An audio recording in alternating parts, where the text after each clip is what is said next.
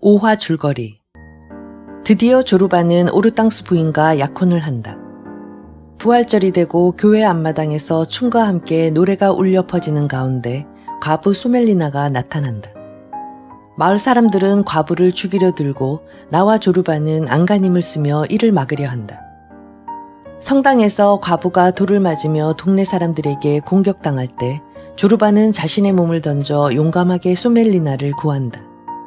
귀가 찢기고 칼도 맞았지만 조르바는 물러서지 않는다. 그러나 조르바의 안간힘에도 불구하고 소멜리나는 결국 마놀라카스의 칼에 죽고 만다. 그 뒤 오르땅스 부인도 병이 생겨 죽게 된다.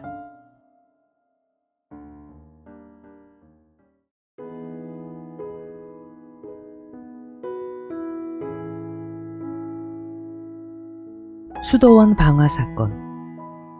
우리는 묵묵히 좁은 마을길을 따라 걸었다. 집들에는 불이 꺼졌고 어두운 밤 그림자만 길게 드리워져 있었다. 어디선가 개 짖는 소리와 황소 우는 소리가 들렸다. 바람결을 타고 멀리서 리라의 방울이 즐겁게 짤랑거리는 소리가 들려왔다. 방울은 흡사 분수의 물줄기처럼 가볍게 흔들리고 있는 것 같았다. 조르바, 내가 깊게 가라앉은 침묵을 깨뜨렸다. 이 바람을 뭐라고 하죠? 노투스던가? 그러나 앞에서 새 장을 초롱처럼 들고 걷는 조르바에게서는 아무 대답이 없었다. 이윽고 해변에 도착하자 그가 나를 돌아다 보았다. 배가 고프세요, 두목? 그가 물었다. 전혀요. 나는 괜찮아요. 그럼 졸리세요? 별로요. 나도 그래요. 그럼 자갈에 앉아 쉬었다 갈까요? 두목한테 물어볼 것도 있어요. 우리는 둘 다 매우 지쳐 있었지만 자고 싶은 마음은 전혀 없었다. 이 몇 시간 동안 겪은 쓰라린 경험들을 그저 날려버리고 싶지 않았던 것이다. 잠을 잔다는 것은 위급한 일을 버려두고 도망치는 것만큼이나 비겁한 일이었다. 그때 우리는 잠을 자는 일이 부끄러웠다. 우리는 해변에 나란히 앉았다. 새 장을 무릎 사이에 두고 조르바는 한동안 아무 이야기도 하지 않았다. 산 뒤에 검푸른 하늘에서 수많은 눈과 둥글게 말려 올라간 꼬리를 가진 괴물처럼 생긴 무시무시한 별무리가 보였다. 이따금씩 별들은 자리를 벗어나 아래로 떨어져 내렸다. 조르바는 황홀한 듯 입을 벌리고 하늘을 올려다 보았다. 마치 처음 하늘을 보는 사람 같았다. 저 위에선 어떤 일이 벌어지고 있는 걸까요? 그가 중얼거렸다. 얼마 후에야 겨우 말할 기분이 나는 모양이었다. 두목, 어디 한번 물어보겠소. 그가 서서히 말문을 열었다. 그의 목소리는 따사로운 밤공기 속에서 잔잔하면서도 진지했다. 만물이란 모두 무슨 의미를 가지고 있는 걸까요? 누가 이들을 창조했습니까? 무슨 까닭으로 만든 겁니까? 그리고 무엇보다도 여기에서 조르바의 목소리는 울분과 공포로 떨렸다. 왜 사람들은 죽어야 하는 겁니까? 나도 모릅니다, 조르바. 나는 이렇게 대답하면서 부끄러움을 금치 못했다. 가장 단순하고 가장 본질적인 질문을 받은 셈이었지만 뭐라고 설명하기가 힘들었다. 모른다고요? 조르바가 눈을 동그랗게 뜨고 놀란 듯이 소리쳤다. 내가 춤을 출 줄 모른다고 고백했을 때의 표정과 같은 것이었다. 그는 또 한동안 잠잠히 있다가 이렇게 소리쳤다.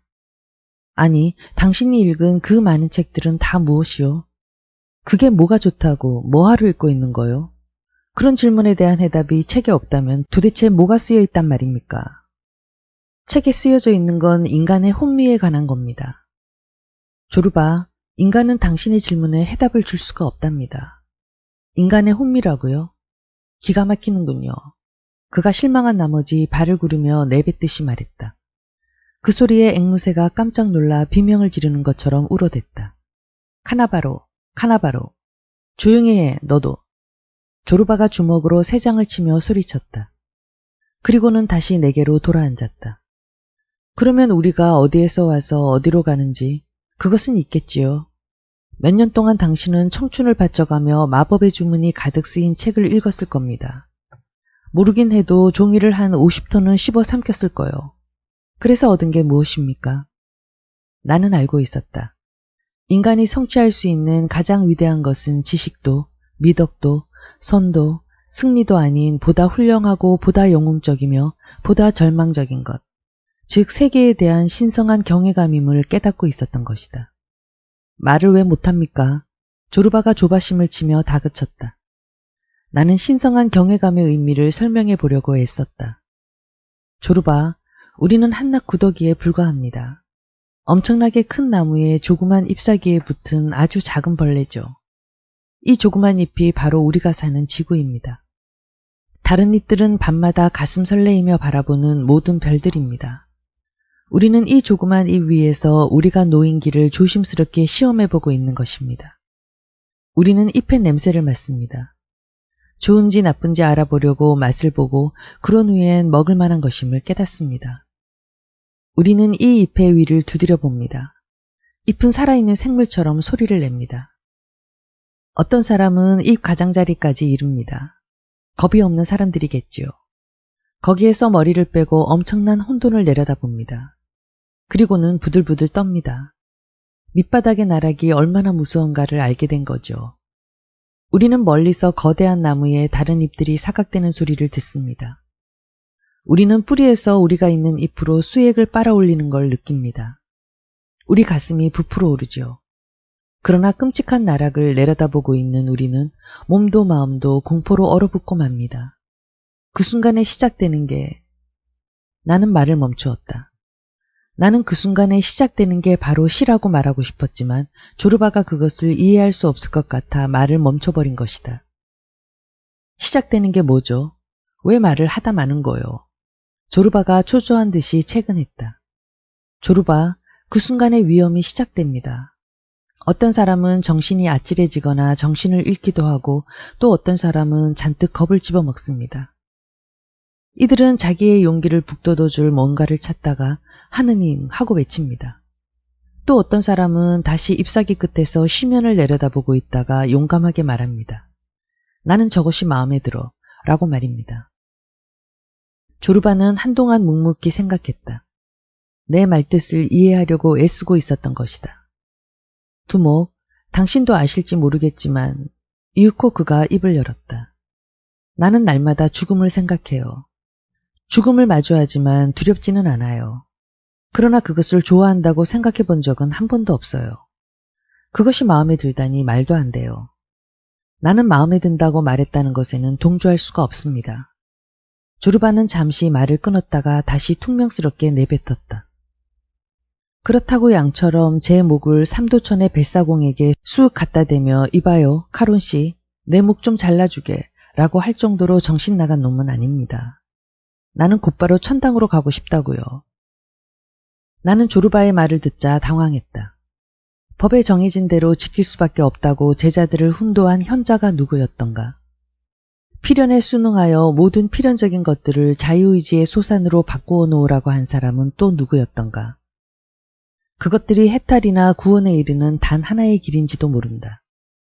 비참하게도 우리에게 다른 방법은 없는 것이다. 그렇다면 필연에 대한 저항이란 무엇이란 말인가? 필연을 뛰어넘어 외부의 법칙을 영혼 내부의 법칙으로 바꾸는 것, 즉 존재하는 모든 것을 부정하고 자기 정신의 법칙에 의해 새 세계를 만들어내려는 인간의 자부심으로 이룩한 돈키호테적 반역이 아닐까? 이것은 결국 자연의 비인간적인 법칙을 반대하여 지금 존재하는 것보다 더 순수하고 우수하고 도덕적인 새 세계를 창조하려는 행위라고 말을 할 수 있지 않겠는가? 조르바는 내게 더 할 말이 없다는 것을 알아차렸는지 앵무새가 깨지 않도록 살그머니 세 장을 들어 머리맡에 놓고는 자갈밭 위에 벌렁 들어누웠다. 편안히 자요, 두모. 이제 그만해도 좋아요. 거센 남풍이 아프리카 쪽에서 불어오고 있었다.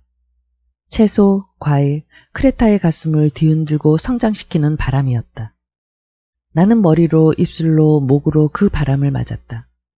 죽은 가부처럼 내 머리도 껍질이 벗겨지면서 익는 것 같았다. 나는 도저히 잠을 잘 수가 없었다. 아무것도 생각나지 않았다. 그저 무엇인가를 가슴으로 느낄 뿐이었다. 포근한 이 밤에 무엇인가가 내 내부에서 성숙하고 있음을 어렴풋이 느꼈다. 나는 이러한 놀라운 경험을 여지껏 소망하면서 살아온 것이었다. 나는 변해가는 자신을 보았다. 우리의 뱃속 깊은 데서나 일어나는 사건이 내 눈앞에서 공공연히 진행되고 있는 것이었다. 나는 바닷가에 쪼그리고 앉아 이 기적이 일어나는 걸 보았다. 별빛이 흐려졌다. 가는 펜으로 세밀하게 그린 것 같은 산과 나무와 갈매기 뒤로 뿌옇게 하늘이 밝아오고 있었다. 새벽이 찾아든 것이다. 며칠이 흘러갔다. 옥수수가 알알이 여물어 옥수수대가 그 무게를 못 이겨 고개를 숙였다. 매미가 올리브 나무 위에서 공기를 갈랐고 타는 듯한 햇볕 아래서 벌레들이 울었다. 바다에서는 수증기가 무럭무럭 올라왔다. 조르바는 새벽이면 매일 소리 없이 산으로 올라갔다. 이제 고가 케이블 부설 작업은 끝나가고 있었다. 철탑은 모두 세워졌고 케이블이 걸리면서 도르래가 부착되었다. 조르바는 저녁마다 후줄근하게 늘어진 채 일터에서 돌아왔다. 우리는 불을 지피고 저녁을 지어 함께 먹었다. 우리는 우리 내부에서 잠자고 있는 망령, 죽음에 대한 공포를 깨우지 않으려고 애썼다. 우리는 과부 이야기도 오르땅스 부인 이야기도 하느님 이야기도 하지 않았다. 묵묵히 바다만 바라볼 뿐이었다. 조르바의 침묵 탓으로 영원하지만 결국 확실한 답을 찾지 못할 질문이 또 한 번 내 속에서 슬며시 고개를 내밀게 되어 내 가슴은 고뇌로 가득 찼다. 세계란 무엇일까? 세계가 지향하는 목표는 무엇이며 덧없는 인간의 목숨이 어떻게 세상의 목표를 이루는 데 기여할 수 있단 말인가? 조르바의 생각으로는 인간이나 사물의 목표는 쾌락을 성취하는 데 있었다. 어떤 이는 정신적인 것을 만들어내는 데 있다고 할지도 모르지만 그 둘은 한 차원을 높여서 보면 똑같은 말에 지나지 않는다. 하지만 육체가 소멸하고 난 뒤에도 우리가 영혼이라고 부르는 육체의 잔재가 남아있을까? 만약 아무것도 남지 않는다면 영생불멸을 그리는 우리의 끝없는 염원은 우리가 영원불멸하다는 사실에서 비롯된 것이 아니라 짧디 짧은 우리 인생에서 무엇인가 영원불멸한 것을 소망하는 데서 비롯된 것이 아닐까? 어느 날 잠에서 깨어나 세수를 끝내고 주위를 둘러보니 지구도 금방 깨어서 세정의식을 마친 것 같았다. 새롭게 창조된 것처럼 지구는 빛이 났다. 나는 계곡으로 내려갔다. 왼쪽으로는 짙푸른 바다가 조용히 누워 있었고 오른쪽으로는 멀리 밀밭이 황금창을 들고 도열한 군대와 같은 모습으로 출렁이고 있었다. 나는 푸르니까 조그만 무화과 열매가 무성한 우리 아가씨의 무화과 나무를 지나 과부의 정원을 보지 않으려고 걸음을 재촉하여 마을로 들어갔다. 이제 오르땅스 부인의 여인숙은 사람들에게 외면당해 황량하기만 했다. 문과 창문은 떨어져 나갔고 개들이 마음대로 집안을 들락거리고 있었다. 그녀가 숨을 거둔 방에는 침대도 트렁크도 의자도 아무것도 없었다. 방 한 구석에 뒷축이 닳고 빨간 방울이 달린 슬리퍼 한 짝이 있을 뿐이었다. 이 슬리퍼는 아직 주인의 발 모양을 그대로 유지하고 있었다. 인간보다 더 충직한 이 슬리퍼는 주인에게는 푸대접을 받았으나 사랑으로 주인을 기억하고 있는 것이었다. 나는 늦게 오두막으로 돌아왔다. 조르바는 이미 불을 지피고 식사를 준비하고 있었다. 그는 눈을 들어 나를 보자마자 내가 어디를 다녀왔는지 알아차렸다. 그는 미간을 찡그렸다. 여태껏 고통스럽게 침묵의 날들을 보냈던 그는 그날 밤 처음으로 마음을 열고 참았던 말들을 쏟아내었다. 두모, 나는 말이지요. 괴로워할 때마다 괴로움이 내 심장을 갈갈이 찢어놓는 것만 같아요.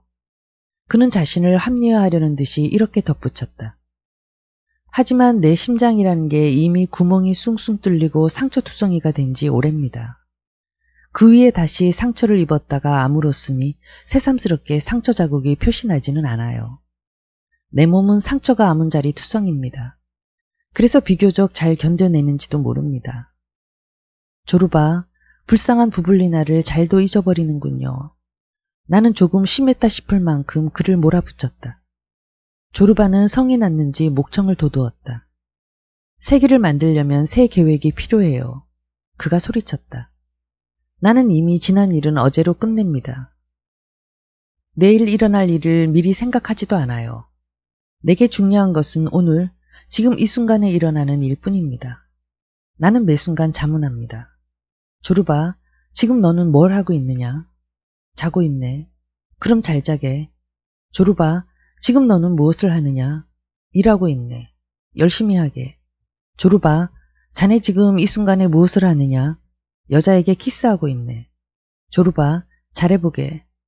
키스할 동안 다른 것들은 모두 잊어버리게. 이 세상에는 자네와 그 여자밖에 아무도 없는 거야. 실컷 키스하게. 얼마 후 그는 말을 계속했다. 부블리나가 살아있을 때 어느 카나바로도 나만큼 그 여자를 즐겁게 해준 사람은 없을 겁니다. 왜냐고요? 이 세상의 모든 카나바로는 그 여자에게 키스하는 중에도 자기 함대나 왕이나 크레타나 훈장이나 마누라 따위를 생각합니다. 그러나 나는 이런 것들을 모조리 잊어버립니다. 그리고 그 늙은 여자도 그 사실을 알고 있었어요. 자, 잘난 양반, 이 이야기는 꼭 하고 싶습니다만 그 여자에게 그보다 더한 기쁨은 없는 겁니다. 당신에게도 도움이 되기를 바라니 잘 들어두시오. 진정한 여자는 남자에게서 사랑을 받는 것보다 자기가 사랑을 줄 사람을 찾은 것에 훨씬 더 큰 기쁨을 누리는 법입니다. 그는 허리를 굽혀 화덕에다 장작을 집어넣고는 다시 입을 다물었다. 나는 말없이 그를 바라보았다. 그렇게 마음이 푸근할 수가 없었다. 나는 이 황량한 해변에서 경험한 이때의 일들을 단순하지만 인간의 참되고 깊은 가치를 실감하게 하는 풍요로운 시간으로 추억했다. 매일 저녁 우리가 먹는 음식은 황량한 해변에 상륙한 뱃사람들이나 먹는 물고기, 굴, 양파, 후추를 잔뜩 넣고 끓인 스튜에 지나지 않았다. 그러나 이 스튜는 어떤 진미보다 맛이 있었고 인간의 정신에 모자람 없는 영양을 주는 것이었다. 세상의 끝과 같은 그 해변에서 우리는 난파한 뱃사람처럼 열심히 하루하루를 견딘 것이었다. 내일 모레면 고가 케이블에 시동을 걸 수 있을 거예요. 조르바가 자기 생각에 취해서 말했다. 이제는 더 이상 땅을 딛고 걸어다니지는 않을 겁니다. 나도 날짐승이 된 거요. 이제 내 어깨에 도르래 하나가 돋아난 것만 같습니다. 피라에우스 레스토랑에서 당신이 날 낚으려고 던진 미끼 생각나시오? 내가 물었다. 그때 당신은 기막힌 수프를 만들 수 있다고 했죠. 그런데 사실은 내가 가장 좋아하는 게 맛있는 수프거든요. 도대체 그걸 어떻게 알아차렸죠? 조르바는 미소를 띤 얼굴로 고개를 흔들었다. 두목, 그건 말로 설명하기가 어렵습니다. 그저 내 머릿속에 척 떠올랐던 거니까요. 당신이 카페 구석에 점잖게 앉아 금태를 두른 책을 읽고 있는 걸 보고는 글쎄 모르겠어요. 그저 당신이 수프를 좋아하겠다는 생각이 들었죠. 그것뿐입니다. 그저 느낌이 머릿속에 척 온다니까요. 그러니 어떻게 설명할 도리가 없습니다. 그러다 갑자기 그는 말을 끊고 귀를 기울였다. 조용해요. 누군가가 와요. 그가 속삭였다. 다급한 발자국 소리와 헉헉대는 숨소리가 들려왔다. 그리고 오두막 안으로 갈기갈기 찢긴 승복에 모자도 안 쓴 수도승이 뛰어들었다. 붉은 콧수염에 턱수염이 거의 나지 않은 그의 몸에서 파라핀 냄새가 확 풍겼다. 아니 이게 누구신가? 자아리아 신부, 어서 오게. 조르바가 외쳤다. 아니 어쩌다 이 꼴이 되었소? 수도승은 화덕 가까운 곳에 무너졌다. 그는 턱을 덜덜 떨고 있었다. 조르바가 그에게로 얼굴을 갖다 대며 의미심장하게 눈을 찡긋했다. 결국 했습니다. 수도승이 대답했다. 브라보, 자아리아. 조르바가 함성을 질렀다. 자네에게 천국은 따놓은 당상일세. 아무 걱정 말게나. 천국에 들어갈 때 자네 손에는 기념으로 파라핀 깡통 하나가 들려 있을 걸세. 아멘. 수도승이 송호를 그으며 말했다. 그래 어떻게 된 건가? 언제 그랬나? 어서 자세히 이야기 좀 해보게나. 카나바로 형제, 나는 천사장 미카엘을 만났어요. 그분이 내게 명하시더군요. 혼자뿐이었습니다. 문은 닫혀 있었고 다른 수도승들은 모두 저녁 기도를 드리고 있었습니다. 사방이 지죽은 듯 고요했죠. 밖에서 새들이 지저귀는 소리만 들려왔습니다. 마치 천사의 노래소리 같았어요. 나는 모든 준비를 끝내고 때를 기다리고 있었던 겁니다. 파라핀 한 깡통을 쌓아 무덤가에 있는 예배당의 성상 밑에다 숨겨두었죠. 그래야 천사장 미카엘이 축복해 주실 테니까요. 어제 오후 콩을 까고 앉아있자니까 내 마음속에 불현듯 천당이 떠오르더군요. 나는 중얼거렸지요. 우리 주 예수님, 저도 하늘나라에 들어갈 자격이 있어요. 천당의 부엌에서 콩껍질만 영원히 깔 준비가 되어 있으니까요. 그런 생각을 하려니까 눈물이 앞을 가리더군요. 순간 내 머리 위에서 날개가 퍼덕거리는 소리가 들려왔습니다. 나는 이미 그 이유를 짐작하고 있었기 때문에 바닥에 엎드려 벌벌 떨었지요. 그때 부드러운 음성이 들려왔습니다. 고개를 들어라, 자하리야. 너무 두려워 말아라. 그러나 나는 너무 두려웠기 때문에 바닥에 쓰러지고 말았습니다. 나를 보라, 자하리야. 목소리가 다시 들려오더군요. 나는 고개를 들고 보았습니다. 그러자 문이 열려 있었고 문지방에는 천사장 미카엘님이 서 있는 게 보였어요. 정말 수도원 성소문에 그려진 모습과 꼭 같았어요. 검은 날개, 붉은 샌들, 황금빛 후광까지 그린 그대로였죠. 그런데 손에는 칼 대신 횃불을 들고 계시더군요. 자하리야, 나는 하느님의 종이다. 그분은 다시 그러셨습니다. 내가 대답했지요. 시키실 일이라도 있사옵나이까? 이 횃불을 가져가라. 주님이 너를 도우실 것이니라. 나는 손을 내밀었습니다. 손바닥이 타는 듯이 뜨겁더군요. 그때 이미 천사장님은 사라지고 없었습니다. 내 눈에 보이는 것은 유성의 꼬리 같은 하늘의 빗줄기 뿐이었습니다. 수도승은 손으로 이마의 땀을 씻었다. 얼굴은 창백했고 열병에 걸린 사람처럼 이빨이 딱딱 부딪히는 소리가 났다. 그래서 그 다음엔 어떻게 되었어? 어서 계속해. 조르바가 재촉했다. 바로 그때 수도승들이 저녁 기도를 마치고 식당으로 가고 있는 게 보였지요. 수도원장은 지나가면서 나를 개처럼 걷어찼습니다. 그것을 본 수도승들이 와하하 웃음을 터뜨렸죠.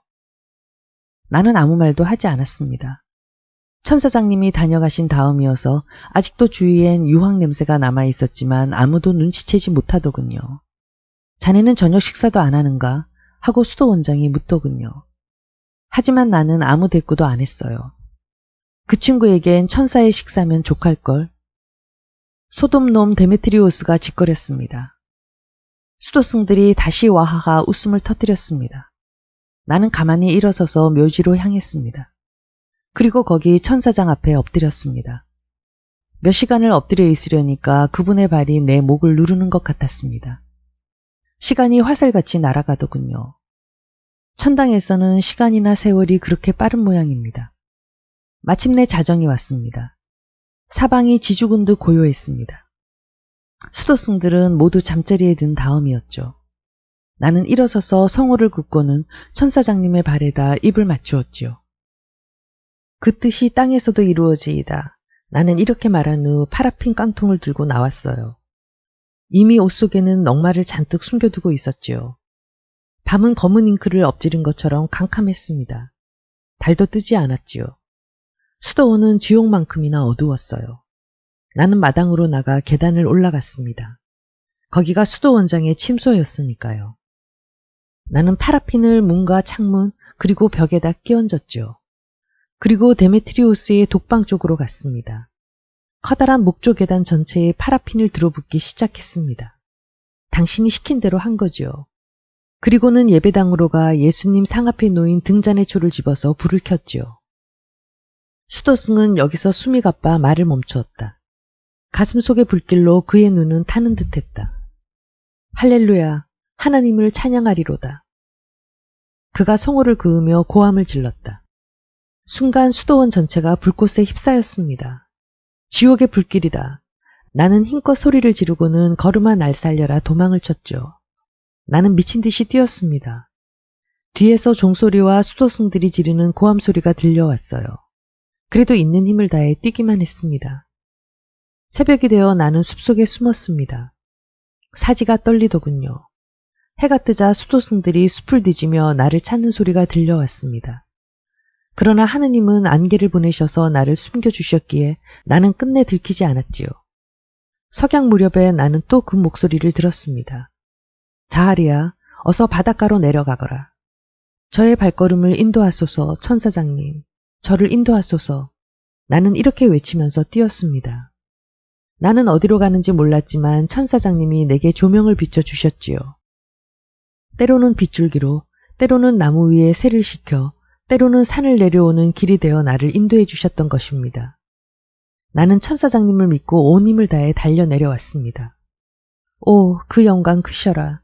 그리고 지금 나는 내 구원자인 카나바로 형제를 만난 것입니다. 나는 이제 구원을 받은 겁니다. 조르바는 아무 대꾸도 하지 않았지만 입이 귀 있는 데까지 벌어지면서 그의 얼굴 전체에 웃음이 번져가고 있었다.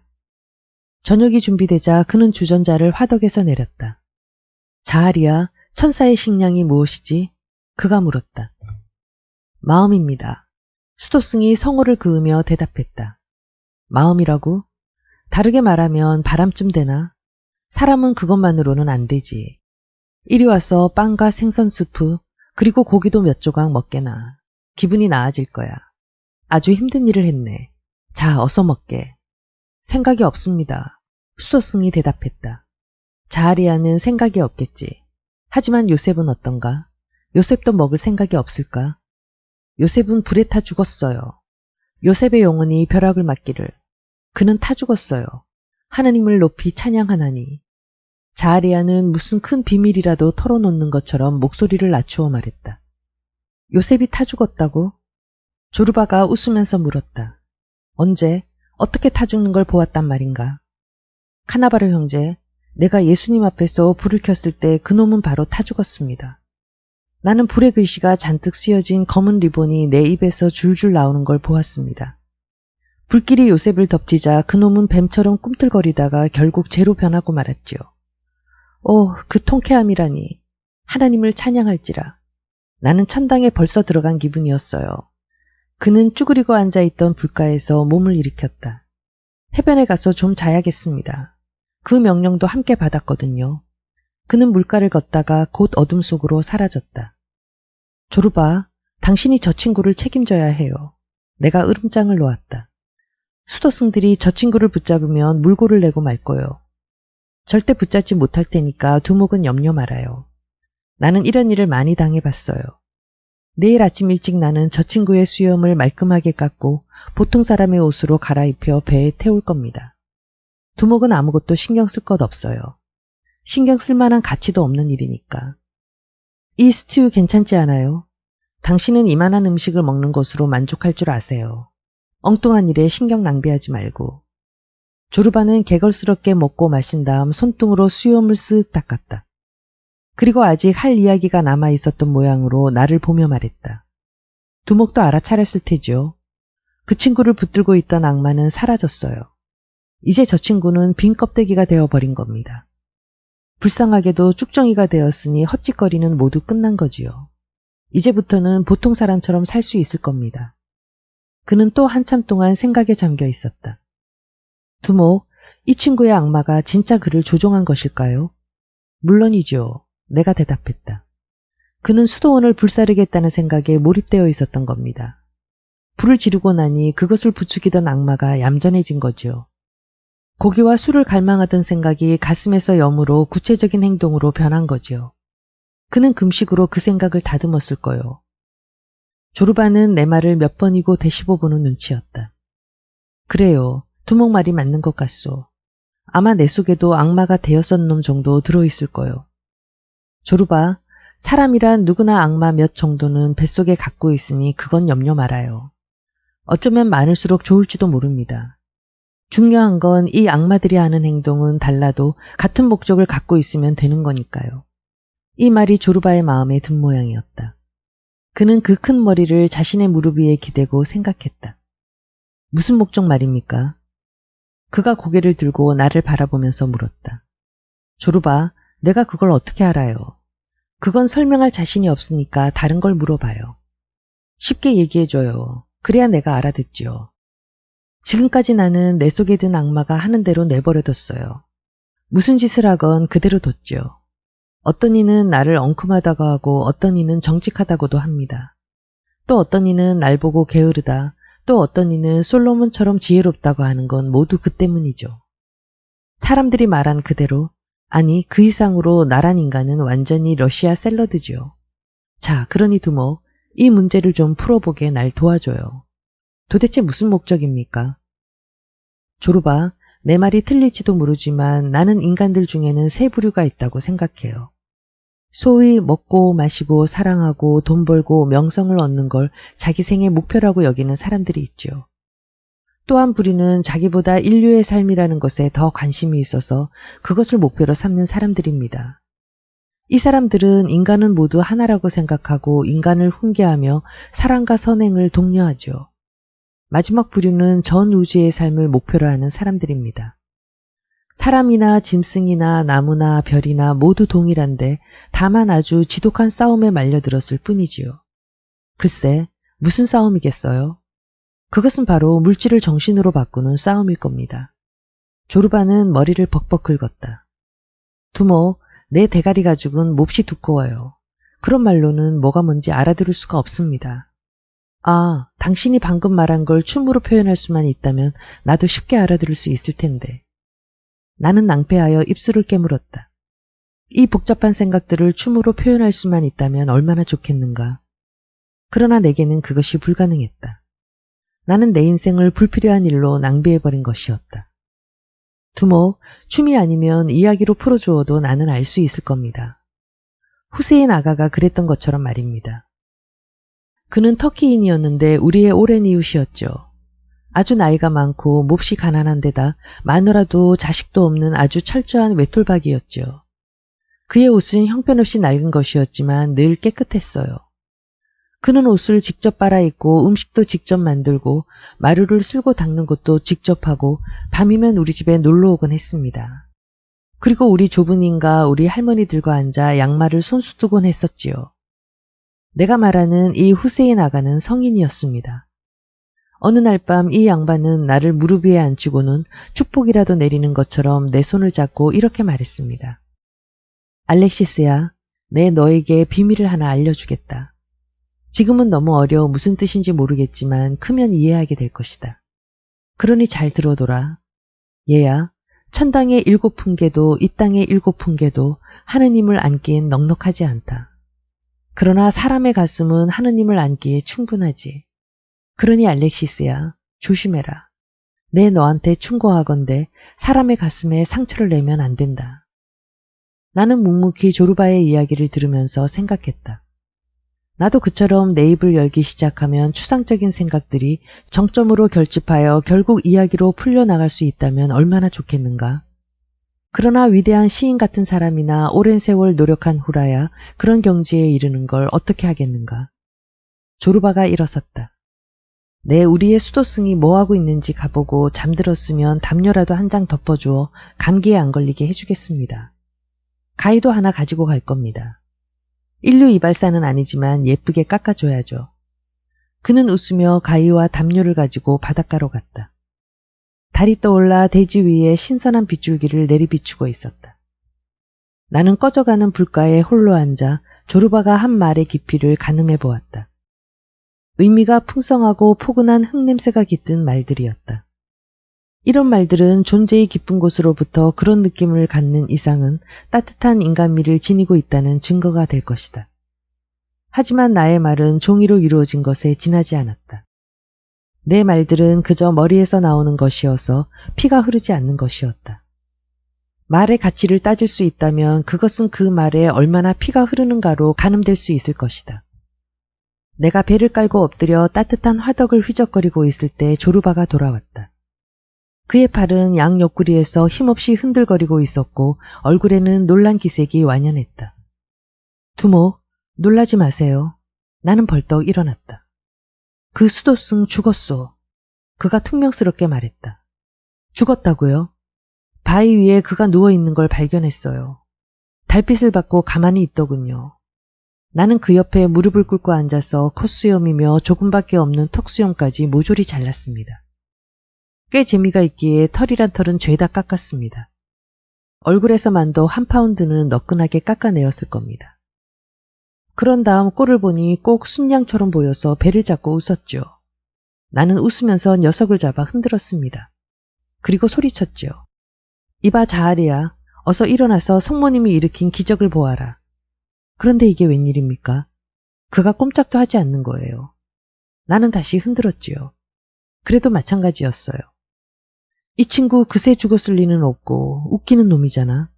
나는 이렇게 중얼거리고는 옷을 젖히고 심장 위에다 손을 얹어 보았죠. 그런데 글쎄 아무 소리도 안 나는 거예요. 엔진이 정지해버린 겁니다. 설명을 하면서 조르바는 다시 정신을 차렸다. 죽음은 잠시 그를 당황시켰지만 곧 원상복귀되었다. 자, 두모, 지금부터 어떻게 하죠? 화장을 하는 게 낫겠지요. 남의 신세를 파라핀으로 망쳤으니까 저도 파라핀에 굽혀야지 않겠어요. 성경에도 이런 뜻의 말이 있죠. 옷이 때와 파라핀에 찌들어 발을 씻은 목요일의 유다처럼 불이 잘 붙을 겁니다. 마음대로 하시오. 나는 이렇게 대답은 했지만 속으로는 대단히 거북스러웠다. 성가신 일인데요. 이윽고 그가 말했다. 이건 여간 성가신 일이 아니겠어요. 불을 붙이면 옷은 타겠는데 속은 가죽과 뼈밖에 없어요. 형편없는 갈비예요. 그러니 재를 만들려면 시간이 오래 걸릴 수밖에 없지요. 이 친구에게 잘 타게 도와줄 비계덩어리가 하나도 없다 이겁니다. 고개를 흔들면서 그가 이렇게 덧붙였다. 하나님께서 계시다면 미리 이런 걸 알고 우리를 도와 불길을 살려줄 비계 한 덩어리쯤은 진작에 붙여놓았을 텐데 말이에요. 안 그래요, 두모? 이 일에 날 끌어들이지 말아요. 당신 생각대로 하도록 해요. 그것도 되도록 빨리 하는 게 낫겠소. 제일 좋은 방법은 기적이 일어나주는 건데 말입니다. 그러면 수도승들은 하느님이 수도원에 저지른 이 친구의 죄를 벌하시어 손수 이발사가 되어 수염을 깎았다고 생각할 겁니다. 그는 또 머리를 벅벅 긁었다. 하지만 어떤 기적을 말하는 거요, 조르바? 까딱 잘못하다 큰 코 다치게 돼요. 초승달은 지평선 아래로 내려가기 바로 전이어서 색깔 있고 광을 낸 구리같이 보였다. 나는 지쳐 잠자리에 들었다. 나는 새벽이 되어서야 잠이 깨어 내 옆에서 커피를 끓이고 있는 조르바를 발견했다. 그의 얼굴은 창백했고 잠을 설친 듯 눈은 부어오른 데다 붉게 충혈되어 있었다. 그러나 그의 염소 입술같이 뭉툭한 입 주위엔 짓궂은 미소가 흐르고 있었다. 두모, 할 일이 좀 있어서 잠을 못 잤어요. 그게 대체 무슨 일인데요, 이 건달 같은 양반아? 손수 기적을 일으켰습니다. 그는 웃으며 손가락을 입술에다 갖다 대었다. 두목에게 자세한 이야기는 않겠어요. 내일은 우리 케이블 고가선 개통식이죠. 그때 수도원의 멧돼지들도 개통식을 축복하러 몰려올 겁니다. 그러면 모두가 복수의 성처녀가 일으킨 기적을 알게 될 겁니다. 위대하셔라 그분의 권능이여. 그는 커피를 내게 건네주었다. 당신도 알겠지만 나를 시키면 수도원장 정도는 멋지게 해낼 수 있을 겁니다. 만일 내가 수도원을 하나 세운다면 다른 수도원의 단골 손님을 몽땅 빼앗아 버릴 거예요.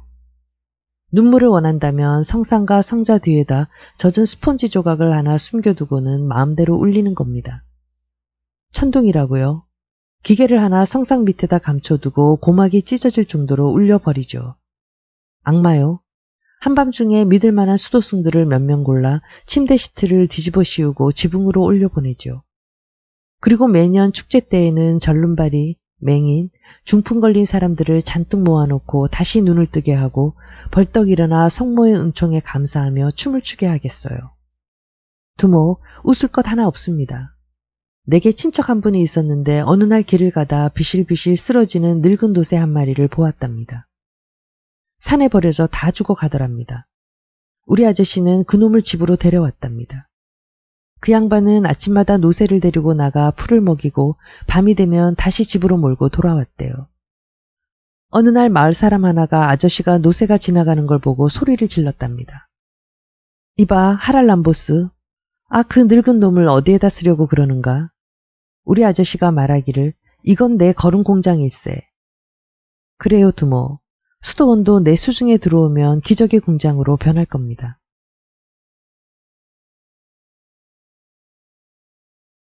케이블 고가선 개통식. 내 평생 동안 그 4월 마지막 날 생긴 일은 잊지 못할 것이다. 케이블 고가선은 이제 모든 준비가 완료됐다. 아침 햇살 아래 철탑과 케이블과 도르래는 웅장하게 빛났다. 거대한 소나무 목재 더미는 산꼭대기에 잔뜩 쌓여 있었고 그것을 케이블을 통해 바다로 내려보내기 위해 인부들은 신호만 기다리고 있었다. 산이 출발점이 있는 철탑 꼭대기에는 커다란 그리스 국가가 휘날리고 있었고 그것은 또한 바닷가에도 개양되어 있었다. 조르바는 오두막 앞에다 작은 포도주통을 준비했다. 그 옆에서 인부들이 살찐 양을 꼬챙이에 꿰어 굽고 있었다. 축도와 개통식이 끝나면 손님들은 건배를 하며 우리의 성공을 축하해 줄 예정이었다. 조르바는 앵무새장을 들고 나와 첫 번째 철탑 옆에 바위 위에다 올려놓았다. 여주인 대신 저놈이 이 광경을 보라고 데려다 놓는 겁니다. 조르바가 앵무새를 다정스럽게 바라보며 말했다. 그리고 그는 주머니에서 땅콩을 한 주먹 꺼내 앵무새에게 주었다. 조르바는 성장을 하고 있었다. 단추가 없는 와이셔츠, 초록색 재킷, 회색 바지, 옆에 고무를 댄 구두까지 맞춰 신었다. 거기에다 이제 허옇게 새기 시작하는 수염에 왁스칠까지 해 더욱더 그럴듯해 보였다. 그는 다른 귀족들에게 경의를 표하고 있는 고결한 귀족처럼 속속 도착하는 마을 유지들을 점잖게 맞으면서 케이블 고가선에 대한 것과 이 고가선이 이 마을에 가져올 이익에 대해 또한 이 계획을 실행하는 데는 성모님께서 그 무한한 은총으로 자신과 함께 하셨다고 열심히 설명하려 했었다. 이 일은 아주 전문적인 토목 기술을 요하는 일입니다. 그가 설명했다. 정확한 경사면을 확보해야 이 케이블이 제대로 작동합니다. 나는 지난 몇 달 동안 온 머리를 쥐어짰습니다. 그리고 이처럼 엄청난 일에 인간의 능력이란 얼마나 무기력한가를 절실히 깨달았지요. 우리에겐 하느님의 도움이 절실히 필요했습니다. 그때 내가 고전하고 있는 걸 성모님께서 보시고는 은총을 베풀어 주신 겁니다. 그분은 아마 이렇게 중얼거리셨을 겁니다. 가엾은 조르바, 나쁜 사람은 아니야. 마을을 위해 좋은 일 한번 해보려고 저러는 건데 가서 좀 도와줘야겠구나. 그 다음부터 하느님의 기적이 일어난 겁니다. 조르바는 말을 그치고 3번이나 계속해서 성호를 그었다. 그래요, 기적이 일어난 겁니다. 어느 날 밤 내 꿈에 검은 옷을 입은 여자가 나타났습니다. 바로 성모님이셨지요. 그분은 손에 조그만 모형 케이블 고가선을 들고 내게 말씀하셨습니다. 조르바, 내 여기 그대가 원하고 있는 걸 가져왔노라. 이것은 하늘이 내리는 것이니라. 이것은 그대가 찾는 경사면이니 내가 그것을 축복해 주겠노라. 그렇게 하시고는 사라지는 거예요. 나는 벌떡 일어나 당시 시험을 하고 있던 곳으로 달려갔죠. 그러고는 어떻게 했겠습니까? 나는 케이블을 정확한 각도에다 걸었습니다. 이제 모두 다 된 거죠. 거기에는 안식향 냄새가 났어요. 우리 성모님께서 직접 만지신 증거가 아니고 무엇이겠습니까? 콘도마놀리오가 뭔가를 물어보려고 막 입을 여는 순간 노새를 탄 수도승 5사람이 돌산을 따라 내려오는 게 보였다. 또 한 명의 수도승은 어깨에다 커다란 나무 십자가를 짊어지고 앞서오면서 뭔가를 외쳐대고 있었다. 우리는 뭐라고 소리치는지 궁금했으나 도무지 알아들을 수가 없었다. 노랫소리는 들을 수 있었다. 수도승들은 팔을 공중으로 휘두르며 성호를 그었다. 노새가 돌부리를 걷어찰 때마다 그 자리에 불똥이 튀었다. 마침내 앞서오던 수도승이 우리 앞에 도달했다. 그의 얼굴은 땀으로 번들거리고 있었다. 그는 십자가를 높이 쳐들었다. 모든 기독교인들이여, 기적이 벌어졌습니다. 그가 외쳤다. 기독교인들이여, 기적이 벌어졌습니다. 우리 성모님의 기적을 신부들이 모시고 오는 중입니다. 모두 무릎을 꿇고 경배하시오. 마을 사람들과 유지들, 인부들이 그쪽으로 달려가 수도승을 에워싸고 성호를 그었다. 나는 좀 떨어진 곳에 가만히 서 있었다. 조르바가 나를 쳐다보았는데 눈동자가 유난히 반짝거리는 것처럼 느껴졌다. 두모, 당신도 가까이 가보세요. 그가 말했다. 가서 성모님의 기적이 뭔지 한번 들어보시지 그래요. 수도승은 숨을 몰아쉬며 서둘러 자초지종을 털어놓기 시작했다. 기독교인들이여, 모두 무릎을 꿇으시오. 그리고 하나님의 기적에 귀를 기울이시오. 기독교인 여러분, 악마가 저주받은 수도승 자아리아의 영혼을 집어삼켜 이틀 전 우리 수도원에 불을 지르게 사주했습니다. 우리는 한밤중에 그 불길을 보았죠. 우리는 모두 일어났습니다. 회랑과 독방과 계단 전체가 불길에 휩싸였습니다. 우리는 수도원 종을 치며 외쳤지요. 복수의 성처녀여, 굽어 살피소서. 우리는 주전자와 양동이로 물을 끼얹어 불을 껐지요.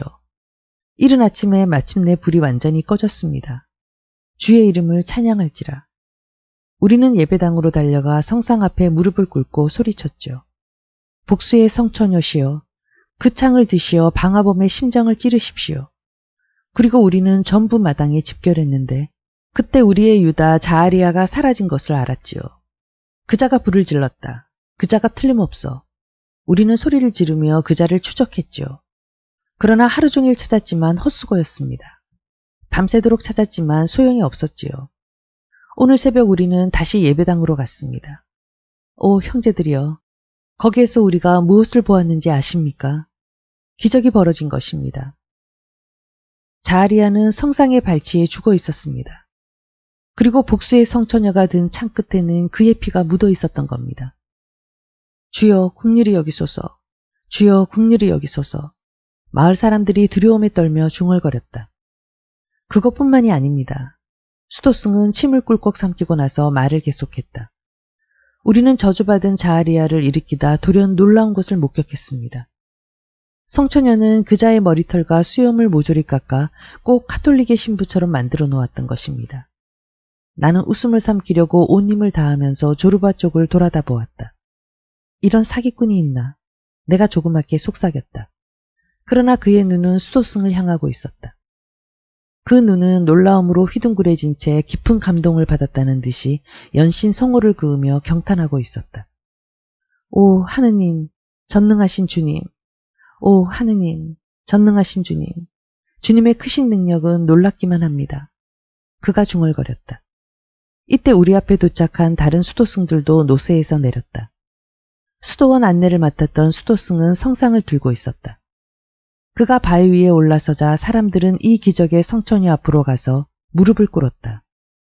맨 뒤에서 뚱뚱한 데메트리오스가 헌금 쟁반을 들고는 헌금을 받아 챙기면서 농부들의 머리에다 성수를 뿌렸다.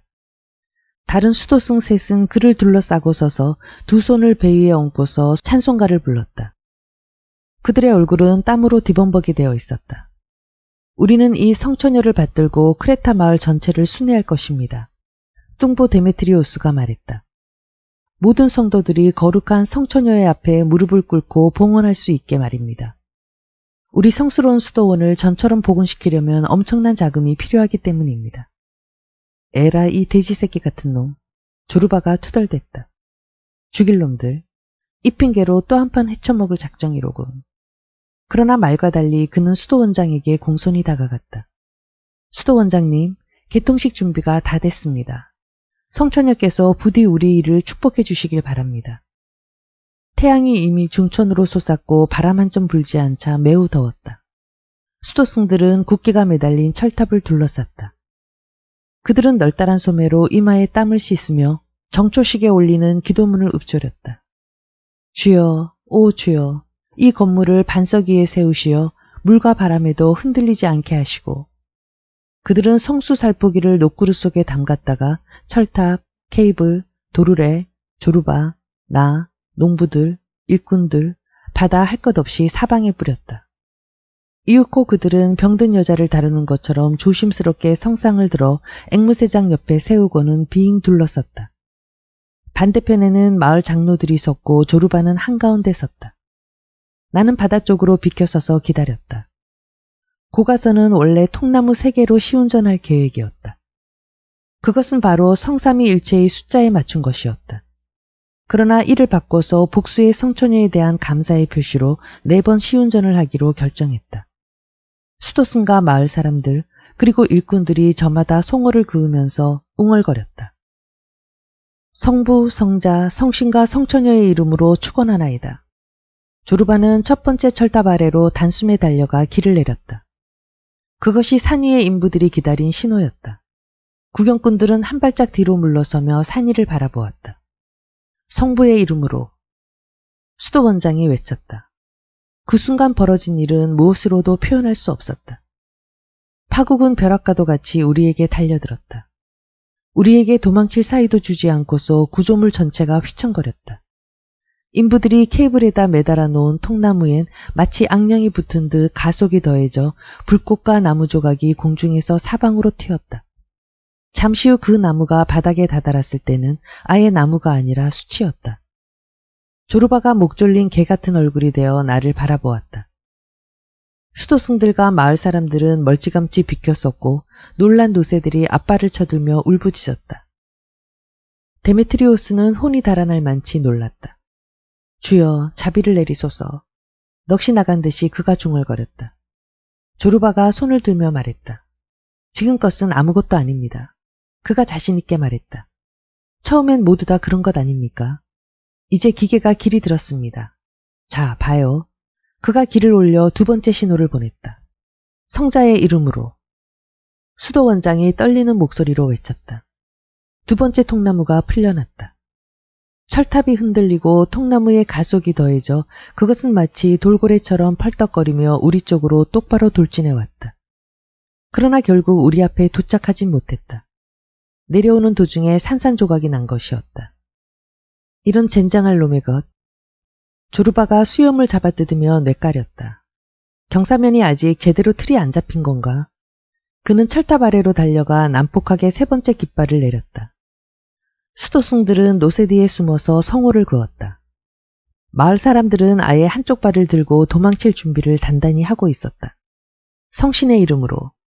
수도 원장이 도망칠 심산으로 옷자락을 단단히 거머쥔 채 더듬기 시작했다. 세 번째 통나무는 엄청나게 컸다. 산꼭대기에서 풀어놓자마자 이 통나무는 천둥 같은 소리를 냈다. 모두 엎드려요. 망할 놈의 것. 조르바가 달아나며 소리쳤다. 수도승은 일제히 땅바닥에 납작 엎드렸고 마을 사람들은 혼비백산하여 도망쳤다. 통나무는 한 차례 펄떡 뛰더니 케이블에 걸려 뒤집혀지며 소나기 같은 불똥을 날렸다.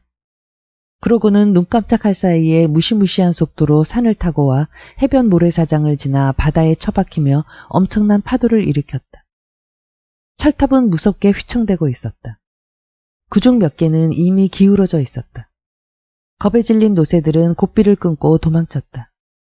아무 일도 아니라니까요. 조금 더 걱정할 게 없어요. 조르바가 발을 구르며 주위 사람들에게 악을 썼다. 이제는 진짜 기계가 길이 났어요. 제대로 될 테니 두고 봐요. 그가 마지막으로 길을 올렸다. 우리는 필사적으로 매달리려는 그를 보며 안타깝게 결과를 기다렸다. 복수의 성처녀의 이름으로. 수도 원장이 바위 뒤로 피하며 소리쳤다. 네 번째 통나무가 풀려났다. 다시 천둥치는 소리가 들려오며 철탑은 카드장처럼 차례차례 힘없이 넘어지고 말았다. 주여 국률이 여기소서. 주여 국률이 여기소서. 마을 사람들과 인부들과 수도승들이 뛰면서 외쳤다. 통나무 파편 하나가 튀어 데메트리오스의 허벅지에 상처를 입혔고 또 하나는 수도 원장의 눈에 맞을 뻔했다. 마을 사람들은 모두 사라지고 없었다. 복수의 성처녀만 창을 손에 든 채 바위 위에 서서 차가운 눈으로 허둥대고 있는 사내들을 내려다보았다. 그녀 옆에는 가엾은 앵무새가 초록색 깃을 세운 채 바들바들 떨고 있었다. 수도승들은 성처녀의 성상을 거둔 다음 비명을 질러대는 데메트리오스를 부축하더니 흩어진 노새를 잡아타고 돌아가기 시작했다. 꼬챙이를 돌리며 양을 굽고 있던 인부들도 헐레벌떡 도망쳐버려 고기 타는 냄새가 나기 시작했다. 저런, 양고기가 수치되겠군. 조르바가 이렇게 소리치며 양고기 쪽으로 달려갔다. 나도 말없이 그의 곁에 앉았다. 이제 해변에는 우리 둘만이 남아있었다. 모두 가버린 것이었다. 그는 내 쪽으로 고개를 돌려 민망해하는 듯한 표정을 지었다. 그는 내가 허무한 종말을 어떻게 받아들일지 두려우면서도 이 난국을 어떻게 수습해야 할지 대책이 안 서서 민망한 것 같았다.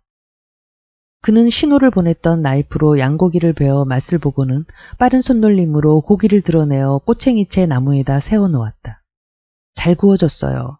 맛있게 익었는데요. 두모, 맛 좀 보시겠어요? 빵과 술도 가져와요. 한바탕 난리를 치렀더니 배가 고픈데요. 내가 대답했다. 조르바는 술통 쪽으로 달려가 술통을 양구이 옆으로 굴려놓고 흰빵과 술잔 2개를 가져왔다. 우리는 제각기 나이프를 한 자루씩 들고 고기를 베어내고 빵을 잘라 먹기 시작했다. 두모, 맛이 기가 막히지요. 입안에서 살살 녹는데요. 이 주변에는 초원이 없어서 양이 마른 풀만 먹죠. 그러니 고기가 맛있을 수밖에요. 이렇게 맛있는 고기를 맛본 건 전에 딱 한 번 더 있었어요. 성 소피아상을 머리카락으로 꼬아 목에다 걸고 다니던 시절 이야기니 꽤나 오래된 옛날 이야기인데 들어보시겠어요? 그거 좋죠. 두모, 아주 옛날 얘기입니다. 아마 그리스인들이나 할 수 있는 일일 거요. 계속해요, 조르바. 오랜만에 당신의 무용담 한번 들읍시다. 좋아요. 대충 이런 얘기입니다. 불가리아군에게 포위됐을 때의 이야기인데요. 밤이었어요. 놈들이 산의 사방에서 불을 들고 우릴 삥 둘러싸고 있는 게 보였어요. 이것들은 우릴 겁주려고 심벌질을 두드리며 늑대떼처럼 소리를 지르더군요. 한 300명은 충분히 됐을 겁니다. 우리는 겨우 26명뿐이었는데 대장은 루바스란 사람이었죠. 만일 그가 죽었다면 하느님이 그의 영혼을 돌보시길. 훌륭한 친구였습니다. 그가 나보고 이러더군요. 이봐 조르바, 꼬챙이에 양을 꿰어. 대장, 그러는 것보다 구덩이를 파고 굽는 게 더 맛이 좋아요. 내가 그랬죠. 그러면 자네 마음대로 하게. 난 지금 배가 고파 죽을 지경이야. 그러더군요. 그래서 우리는 구덩이를 파고 양을 거기에 놓고는 그 위에다 숯을 올려놓고 불을 붙였죠. 그런 다음 꾸러미에서 빵을 꺼내 불 앞에 둘러앉았지요. 우리 대장이 이런 말을 하더군요. 이게 마지막으로 먹는 것일지도 모른다. 두려운가? 우리는 아무 대답 없이 모두 웃었죠. 다들 우적우적 먹으면서 이렇게 말했지요. 염려 마세요, 대장. 저 자식들 저 사격 솜씨로 우릴 맞히려면 어림도 없어요. 우리는 구덩이에서 익은 양을 꺼내어 먹고 마셨지요. 아, 그 맛이라니. 그걸 생각하면 지금도 군침이 돌아요. 루쿰처럼 살살 녹았어요. 우리는 고기에다 얼굴을 쳐박고 정신없이 먹었습니다. 대장이 또 말했어요. 이렇게 맛있는 양고기는 내 평생 처음 먹어봤어. 다 하느님의 은총이야. 그전에는 술을 입에도 안 대던 사람도 한 잔 주니까 단숨에 마셔버리더군요. 그러고는 대장이 명령을 내렸습니다. 자, 우리 크래프트 산적 주제가나 부르자고. 저 자식들은 늑대떼처럼 지저대고 있잖아. 우리는 인간답게 노래를 부르는 거다. 디모스부터 시작할까? 이 양반은 한 잔을 비우고 연달아 또 한 잔을 비우는 거예요. 그리고 노래를 시작했습니다. 노랫소리는 점점 커져 계곡 전체에 울려 퍼졌어요. 사람들아, 이래 보여도 우리는 크래프트 산적으로 40년을 누볐다오. 우리는 목이 터져라 있는 힘을 다해 노래를 불렀습니다. 대장이 말했어요. 하나님이 우리를 도우시는 거다. 이걸 신내린다고 하는 거야.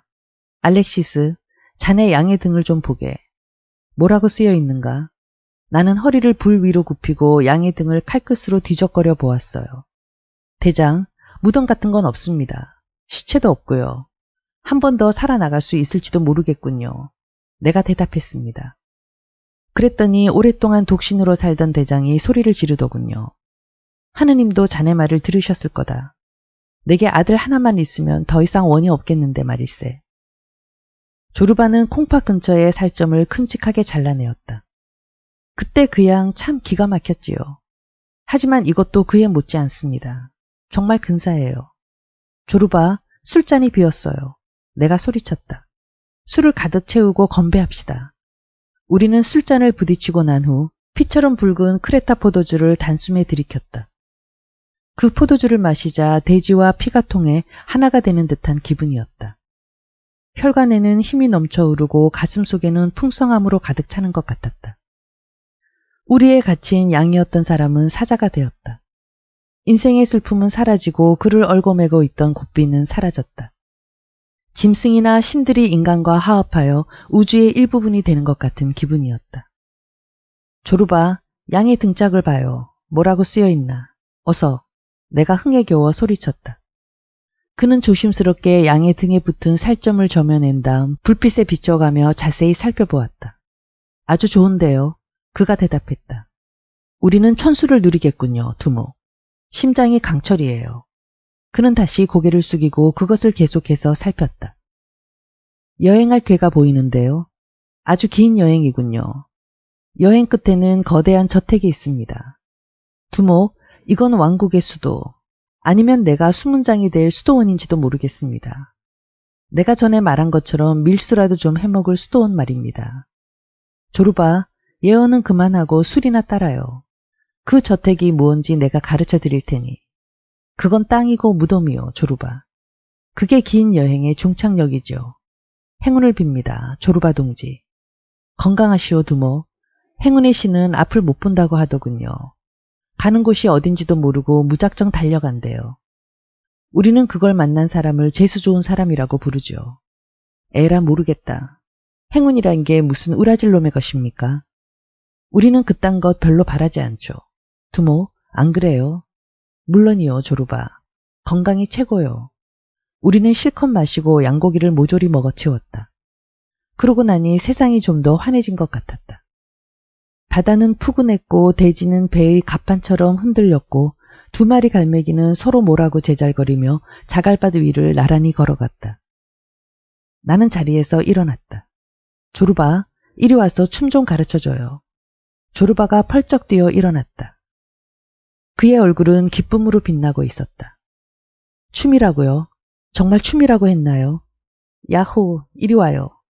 조르바, 내 인생은 이제 바뀌었어요. 자, 즐깁시다.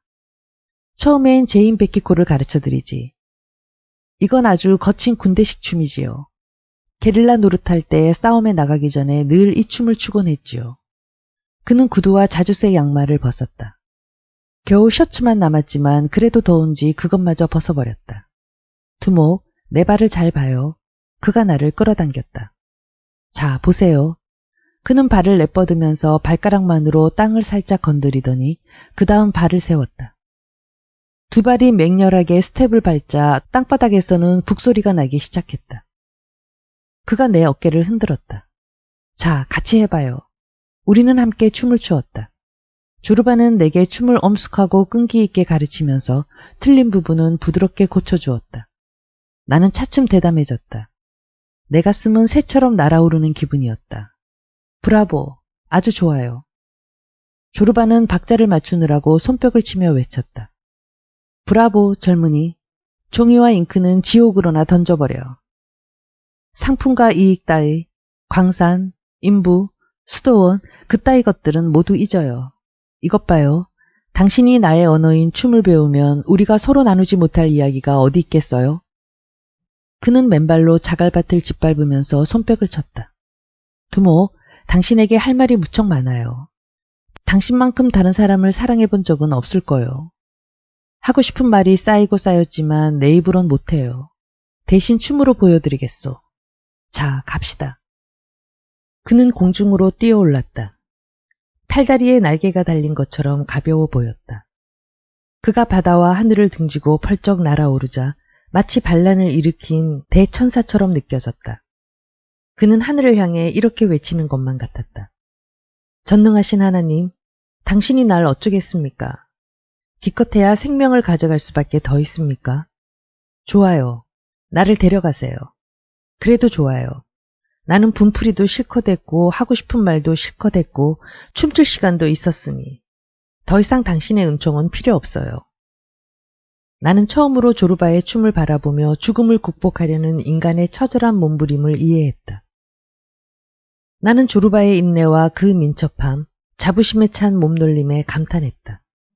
그의 기민하고 열정적인 스텝은 모래 위에다 다사다난한 인생 역정을 그대로 그려내고 있었다. 이윽고 그는 춤을 멈추었다. 그리고 흩어진 케이블선과 무너진 철탑 더미를 바라보았다. 날이 저물면서 그림자가 길어졌다. 조르바는 나를 바라보며 손바닥으로 입술을 가렸다. 두모, 아까 소나기 같은 불꽃을 봤어요? 우리는 마주보며 웃음을 터뜨렸다. 조르바는 나를 끌어안고 키스했다. 그 이야기를 들으니 당신도 우습지요? 그가 다정하게 물었다. 우리는 웃으면서 한동안 자갈밭에서 씨름을 했다. 그러다 바닥에 드러누워 자갈밭 위에 내 활개를 펴고는 조금 뒤에 서로의 팔을 베고 잠이 들고 말았다. 나는 새벽에 깨어 해변을 따라 빠른 걸음으로 마을로 향했다. 내 심정은 기쁨으로 뛰고 있었다. 내 평생 그 같은 기쁨은 누려본 적이 없었다. 그것은 단순한 기쁨이 아닌 숭고하면서도 기묘한 뭐라고 표현할 수 없는 희열 같은 것이었다. 표현할 수 없는 정도가 아니라 표현이 가능한 모든 것과 상극되는 것이었다. 나는 모든 것을 잃었다. 돈, 사랑, 고가선, 수레를 모조리 잃은 것이었다. 우리는 조그만 항구를 건설했지만 수출할 물건이 하나도 없었다. 모두 깡그리 날아가 버린 것이었다. 그랬다. 내가 뜻밖의 해방감을 맛본 것은 정확하게 모든 것이 끝난 후부터였다. 엄청나게 복잡한 필연의 수렁에 빠졌다가 자유가 한켠에서 따로 놀고 있는 걸 발견한 것이다. 나는 그 자유의 여신과 함께 마음껏 놀았다. 손안에 잡을 수 있는 모든 것이 사라졌을 때 자신의 영혼을 시험대에 올려놓고 극복할 수 있는 인내와 용기를 시험해보는 것은 얼마나 멋진 일인가. 덜어는 하느님이라고 부르고 덜어는 악마라고 부르는 보이지 않는 강력한 적이 우리를 쳐부수려고 덤벼들었지만 우리는 지지 않았다. 겉으로는 참패했지만 속으로는 정복자가 된 것을 깨닫는 순간 인간은 말할 수 없는 긍지와 환희를 느끼게 된다. 외적인 패배가 지고한 행복으로 바뀌는 것이다. 나는 언젠가 조르바가 했던 이야기를 상기했다. 어느 날 밤 눈으로 덮인 마게도니아 산에는 엄청난 강풍이 불어왔습니다. 그놈은 내가 자고 있는 오두막에 몰아치며 뒤집어 엎으려고 난리더군요. 그러나 나는 미리 오두막을 힘껏 붙들어 매고 필요한 곳은 보관까지 했지요. 나는 불가에 앉아 웃으면서 바람에 약을 올렸어요.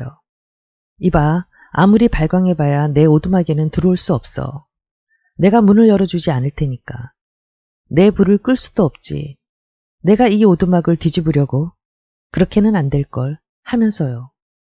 이 짧은 조르바의 이야기에서 나는 인간이 취해야 할 자세와 강력하면서도 거부할 수 없는 운명에 부딪혔을 때 우리가 맞서 대적할 방법을 깨달았던 것이었다. 나는 해변을 따라 빠르게 걸으며 내 적과 맞서 싸웠다. 나는 호령했다. 내 영혼 속에는 들어오지 못한다. 문을 열어주지 않을 테니까. 내 불을 끌 수도 없을 거다. 나를 뒤엎다니 어림없는 수작이야. 해가 아직 산 위로 떠오르기 전이었다.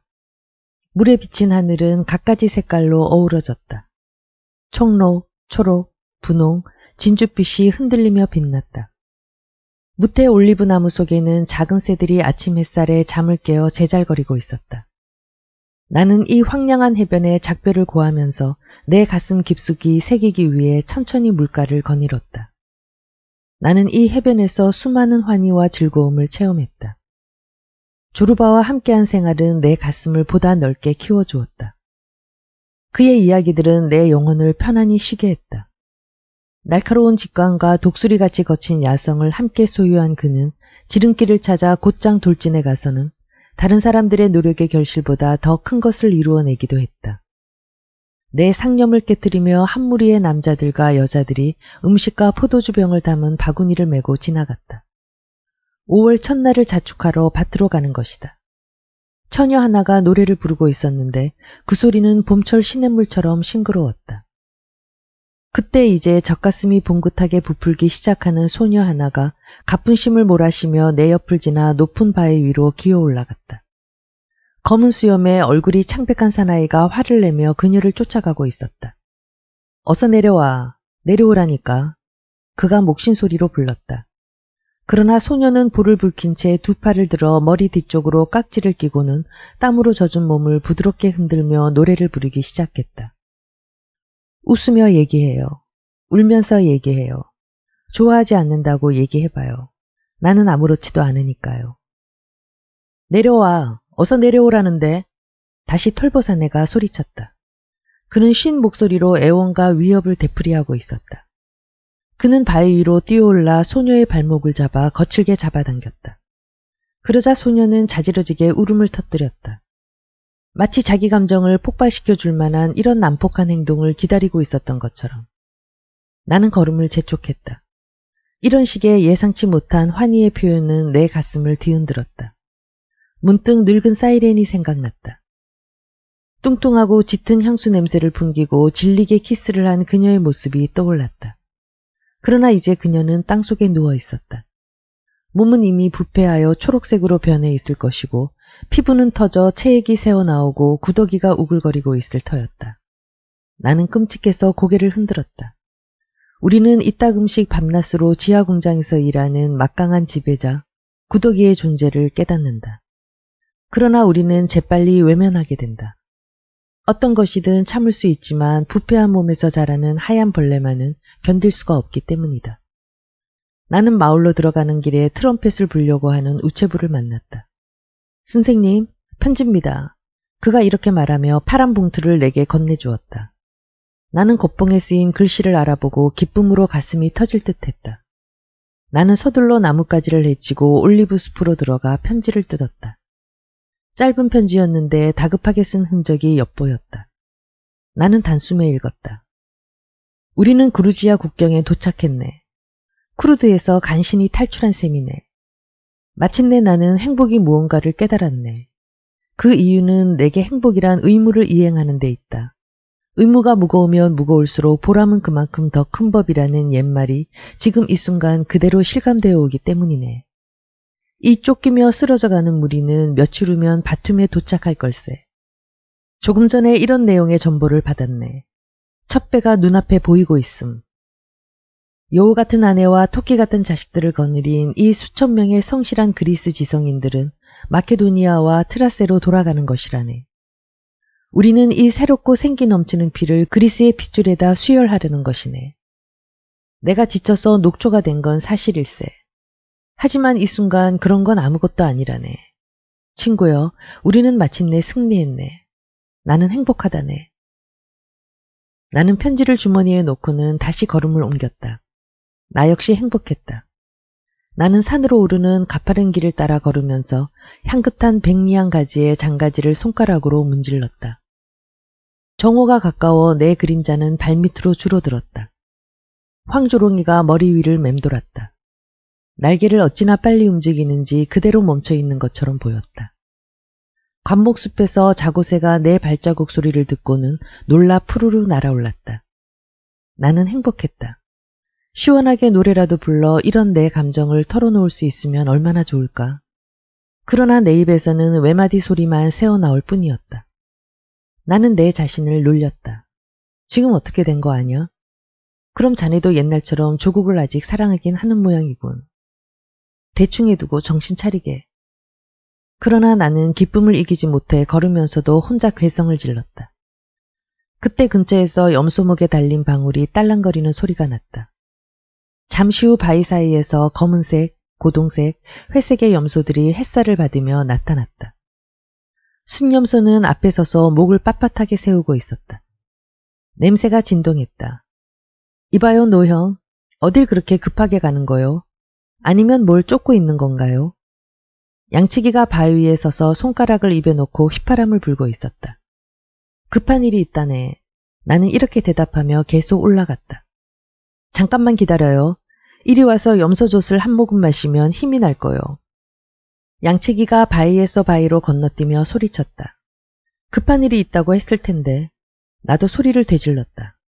걸음을 멈추고 이야기를 늘어놓으면 내 마음속 감동이 사라질 것 같아 그게 싫었던 것이다. 당신 내 염소젖을 우습게 아는 거요. 양치기 목소리가 조금 퉁명스러워졌다. 갈 테면 가세요. 행운을 빌겠어요.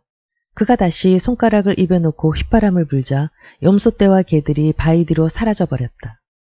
잠시 후 나는 산꼭대기에 도달했다. 마치 정상 정복이 목적이었던 것처럼 곧 내 마음은 평정을 되찾았다. 나는 바위 그늘에 누워서 널리 펼쳐진 평야와 바다를 보았다. 그러고는 숨을 깊이 들이마셨다. 대기는 셀비어와 백리향 냄새로 향기로웠다. 일어서서 셀비어를 꺾어 베개를 만들고는 다시 누웠다. 심신이 나른했다. 나는 눈을 감았다. 한순간 내 마음은 멀리 눈 덮인 산으로 향해 날아갔다. 북으로 향하는 삶들과 양떼를 이끄는 순양처럼 앞서 걷는 내 친구의 모습이 떠올랐다. 그러다가 순간적으로 머릿속에서 혼란이 일어나며 낮잠의 욕망이 거칠게 달려들었다. 나는 저항하려고 애썼다. 나는 잠에게 지고 싶지 않았다. 눈을 떴다. 알프스 까마귀가 바로 내 앞 바위 위에 앉아 있는 게 보였다. 햇빛을 받아 반짝이는 푸르스름한 깃털과 아래로 꼬부라진 노란 부리가 선명하게 보였다. 갑자기 매우 불쾌해졌다. 이 새가 불길한 징조인 것 같았다. 나는 돌멩이 하나를 집어 새에게 던졌다. 알프스 까마귀는 아무 소리 없이 천천히 날개를 펼쳤다. 나는 다시 눈을 감았다. 이제는 더 이상 저항할 수 없었다. 잠이 순식간에 나를 덮쳤다. 그러나 겨우 몇 초도 지나지 않아 나는 비명을 지르며 잠을 깨고 말았다. 내 머리 바로 위로 알프스 까마귀가 지나가는 게 보였다. 나는 바위에 기대어 진저리를 쳤다. 불길한 꿈이 칼처럼 내 가슴을 저미는 것 같았다. 나는 혼자 아테네의 헤르메스가를 걷다가 친구를 만났다. 태양은 붉게 이글거렸고 거리엔 인적 하나 없었다. 가게는 모두 문을 닫았고 거리에는 쥐새끼조차 얼씬거리지 않았다. 나는 카프니카레아 교회 앞을 지나다가 창백한 얼굴에 숨을 몰아쉬며 이펑 광장 쪽에서 내게로 뛰어오는 친구를 보았다. 그는 키가 크고 몸이 날씬한 사람을 뒤따르고 있었는데 그자의 걸음걸이는 마치 거인 같았다. 내 친구는 외교관 복장을 하고 있었다. 그는 멀리서 나를 알아보고 헉헉거리며 큰 소리로 불렀다. 여보게, 정말 오랜만인데 자네 요즘 뭘 하는가? 오늘 밤에 나와 만나 이야기나 나누자고. 어디서 말인가? 나는 친구가 너무 멀리 있어서 있는 힘을 다해 소리를 질렀다. 오늘 저녁 6시에 콩코드 광장에서 만나세. 패러다이스 카페 분수 앞 말이야. 좋아, 그쪽으로 가겠네. 내가 대답했다. 자네는 오겠다고 말만 해놓고 안 올 심산이지? 친구가 나를 책망하는 투였다. 꼭 가겠네. 내 이렇게 손을 들어 맹세하네. 내가 소리쳤다. 나는 지금 바쁘다네. 뭐가 그렇게 바쁜가? 악수나 한번 하고 가게. 그가 팔을 내밀었다. 그런데 갑자기 그의 손이 어깨에서 쑥 빠져나와 내게로 날아왔다. 나는 섬뜩한 촉감에 기겁을 하고 비명을 지르며 잠을 깨고 말았다. 내 머리 위를 날고 있는 알프스 까마귀를 발견한 것도 바로 그때였다. 내 입안은 독이 스며 나온 듯 쓰기만 했다. 나는 동쪽으로 고개를 돌리며 먼 곳까지 투시하려는 듯이 눈을 부릅떴다. 친구에게 위험이 닥친 것이 확실히 느껴졌기 때문이었다. 나는 그의 이름을 3번 불렀다.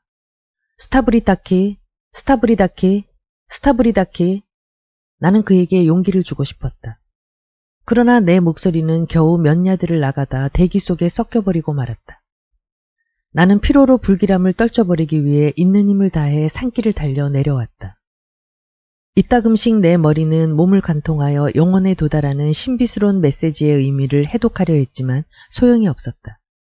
내 존재의 깊은 곳에서 이성보다 더 구체적이면서 순전히 본능적인 야릇한 확신이 나를 공포 속으로 몰아넣었다. 양이나 쥐 같은 동물들이 지진을 예지하는 것과 같은 그런 확신이었다. 내 속에서 눈을 뜬 것은 이 땅에 처음 나타난 인간의 영혼으로 이성의 도움을 전혀 받지 않고 우주와 연합하여 우주의 섭리를 직접 느끼는 그런 영혼이었다. 그가 위험해. 위험에 빠진 거야. 나는 중얼거렸다. 죽어가는 모양이야. 아직 자신은 모르고 있겠지만 나는 알 수 있어. 틀림없어. 나는 산길을 달려 내려오다 돌뿌리에 걸려 넘어졌다. 돌이 사방으로 흩어졌다. 나는 몸을 일으키고 손발에 흐르는 피를 보았다. 죽어가고 있는 거야. 곧 죽을 모양이야. 이렇게 말하다 보니 갑자기 목이 꽉 막혀왔다. 못난 사람은 자기의 초라한 존재 밖으로 스스로 자만의 담을 쌓는 법이다. 이런 자는 그 속에서 안주하며 자기 삶의 하찮은 질서와 안녕을 그 속에서 찾으려고 하는 게 보통이다. 그것은 하찮은 행복이랄 수 있을 것이다. 모든 일은 험한 길, 신성한 길을 간다고 해도 안전하고 단순한 법칙에 따라야 한다. 미지의 세계에서 가해오는 공격으로부터 차단된 이 하찮은 테두리 안에서 벌레처럼 꼼지락거리다 보면 아무 방해도 받지 않는다. 거기에 운명적인 공포와 증오의 대상이 되는 강력한 적은 오직 터무니없는 확신뿐이다. 그 확신이 지금 내 경험의 벽을 허물고 내 영혼을 덮치려 하고 있었다. 나는 해변에 다다르자 걸음을 멈추고 잠시 숨을 골랐다. 적이 제2방어선에 도달한 것 같아 나는 자신을 가다듬었다. 나는 이 모든 느낌은 우리의 마음속 불안에서 연루된 것이고 우리의 꿈은 상징의 화려한 의상일 뿐이라고 생각하려고 했었다. 그러나 우리들 자신이 상징을 만들어내는 것을 어떻게 할 수 있겠는가? 나는 차차 마음의 평정을 되찾았다. 이성이 내 가슴 속에 질서 회복을 명하면서 공포의 날개를 잘라 더 이상 날 수 없게 만들었다. 나는 오두막에 도달하자 스스로의 단순한 판단이 우스웠다. 나는 내 마음이 그토록 쉽게 공포에 함몰당했다는 사실이 부끄러웠다. 나는 다시 일상적인 현실로 돌아왔다. 배가 고프고 목이 말랐다. 피곤했고 돌에 찍힌 상처가 쓰려오기 시작했다. 그러나 내 가슴은 안정을 회복했다. 외벽을 허물며 달려들었던 적은 내 영혼을 보호하는 제2방어선에서 저지당한 것이었다.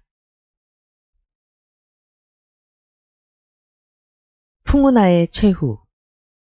모든 것은 끝났다. 조르바는 케이블, 연장, 운반용 손수레, 세부치 등과 목재 더미를 카이크 범선이 실어갈 수 있게 해변에다 쌓아놓았다. 조르바, 저걸 모두 당신에게 선물로 주겠어요. 내가 말했다. 저건 전부 당신 소유요. 행운을 빌겠어요. 조르바는 눈물을 참으려는 듯 침을 삼켰다. 우리 이제 헤어지게 됩니까? 그가 중얼거렸다. 그래, 어디로 갈 예정이요, 두목? 나는 외국으로 갈까 해요, 조르바. 내 뱃속에 든 염소란 놈이 아직 종이를 더 씹어먹어야겠답니다. 두목, 그렇게 말했는데도 아직 정신을 못 차리신 모양이군요. 그래요, 조르바. 이건 역시 당신 탓입니다. 나도 당신 방법을 시도해볼 작정이요. 당신은 버찌를 질리도록 먹고 버찌를 정복했으니 나는 책으로 책을 정복할 생각이요. 종이를 잔뜩 먹으면 언젠가는 토악질이 나겠지요. 토악질이 나면 다 토해버리고 영원히 끊어버리는 거죠. 두모, 당신이 없으면 나는 어떻게 하지요? 조르바, 너무 상심 마세요. 또 만나게 될 겁니다. 혹시 알아요? 사람의 일이란 알 수 없는 거잖아요. 훗날 다시 손을 잡고 우리의 원대한 계획을 실행시킵시다. 신도 없고 악마도 없고 오직 자유로운 인간만 있는 우리들의 수도원을 짓는 겁니다. 조르바, 당신은 문지기를 하세요. 성 베드로처럼 문을 여닫는 큼직한 열쇠 하나를 차고 말이요. 조르바는 오두막 한 구석에 등을 대고 바닥에 퍼질러 앉아 묵묵히 잔을 채운 다음 마시는 일을 되풀이했다. 그럭저럭 밤이 되었다. 우리는 식사를 끝내고는 포도주를 마시며 마지막 대화를 나누고 있었다. 내일이면 우리는 헤어지는 것이었다. 그래요, 그래요. 알았어요, 알았어요. 조르바는 수염을 쥐어뜯으면서 술만 마셨다. 우리 위에서 밤은 별을 하나 둘 밝혔고 우리 속에서는 심장의 안식을 구했으나 실패하고 말았다. 나는 생각했다. 이 사람에게 영원한 작별을 고해야 한다. 잘 보아두어야지. 나는 절대로 다시는 조르바 같은 일을 만날 수 없을 것이다. 나는 그를 껴안고 울고 싶은 충동을 억제했다. 부끄러웠기 때문이었다. 웃음으로 내 감정을 감추고 싶었으나 그렇게도 안 되었다. 목구멍에 뭔가 걸려있는 듯했다. 나는 먹이를 채는 새처럼 목을 내밀고 묵묵히 술잔을 기울이고 있는 조르바를 바라보았다. 그를 바라보며 우리의 인생이 얼마나 신비로운 것인가 하고 생각했다. 바람에 날리는 나뭇잎처럼 만났다가는 헤어지는 우리들. 우리의 눈은 사랑하던 사람의 얼굴, 몸매와 눈짓을 영원히 기억하려고 하지만 몇 년만 흘러도 그 눈이 검었던지 푸른 색깔이었던지도 기억하지 못하는 부질없는 것임을 어떡하랴. 나는 마음속으로 외쳤다. 인간의 영혼은 노쇠로 만들어야 했다. 무쇠로 만들어야 했다. 그 또한 부질없는 일이었다. 조르바는 그 큰 머리를 똑바로 한 채 꼼짝도 하지 않고 마셔댔다. 그 모습은 마치 밤을 따라 걸어오는 발소리에 귀를 기울이고 있는 것도 같았고 존재의 심연 속으로 사라지는 발소리를 듣고 있는 것 같기도 했다. 조르바, 무슨 생각을 하고 계시오? 무슨 생각이라뇨, 두목? 아무것도 생각하지 않아요. 아무 생각도 안 나요. 얼마 후 새로 잔을 채운 그가 말했다. 건강하시오, 두목. 우리는 잔을 부딪혔다. 우리 둘 다 이 괴로운 마음을 그리 오래 지탱하기 어려울 거라는 걸 알고 있었다. 우리는 울음을 터뜨리거나 술에 취해버리거나 미친놈처럼 춤을 출 수도 있었다. 산투리를 타요, 조르바. 내가 제안했다. 두목, 내가 전에 말하지 않았던가요? 산투리를 타려면 느긋한 마음이어야 합니다. 한 달, 아니면 2달. 글쎄, 그 정도는 지나야 탈 수 있을 겁니다. 그때쯤 되면 두 사람이 영원히 이별한 사연을 노래로 부를 수 있겠지요. 영원이라니요? 나는 깜짝 놀라 소리쳤다.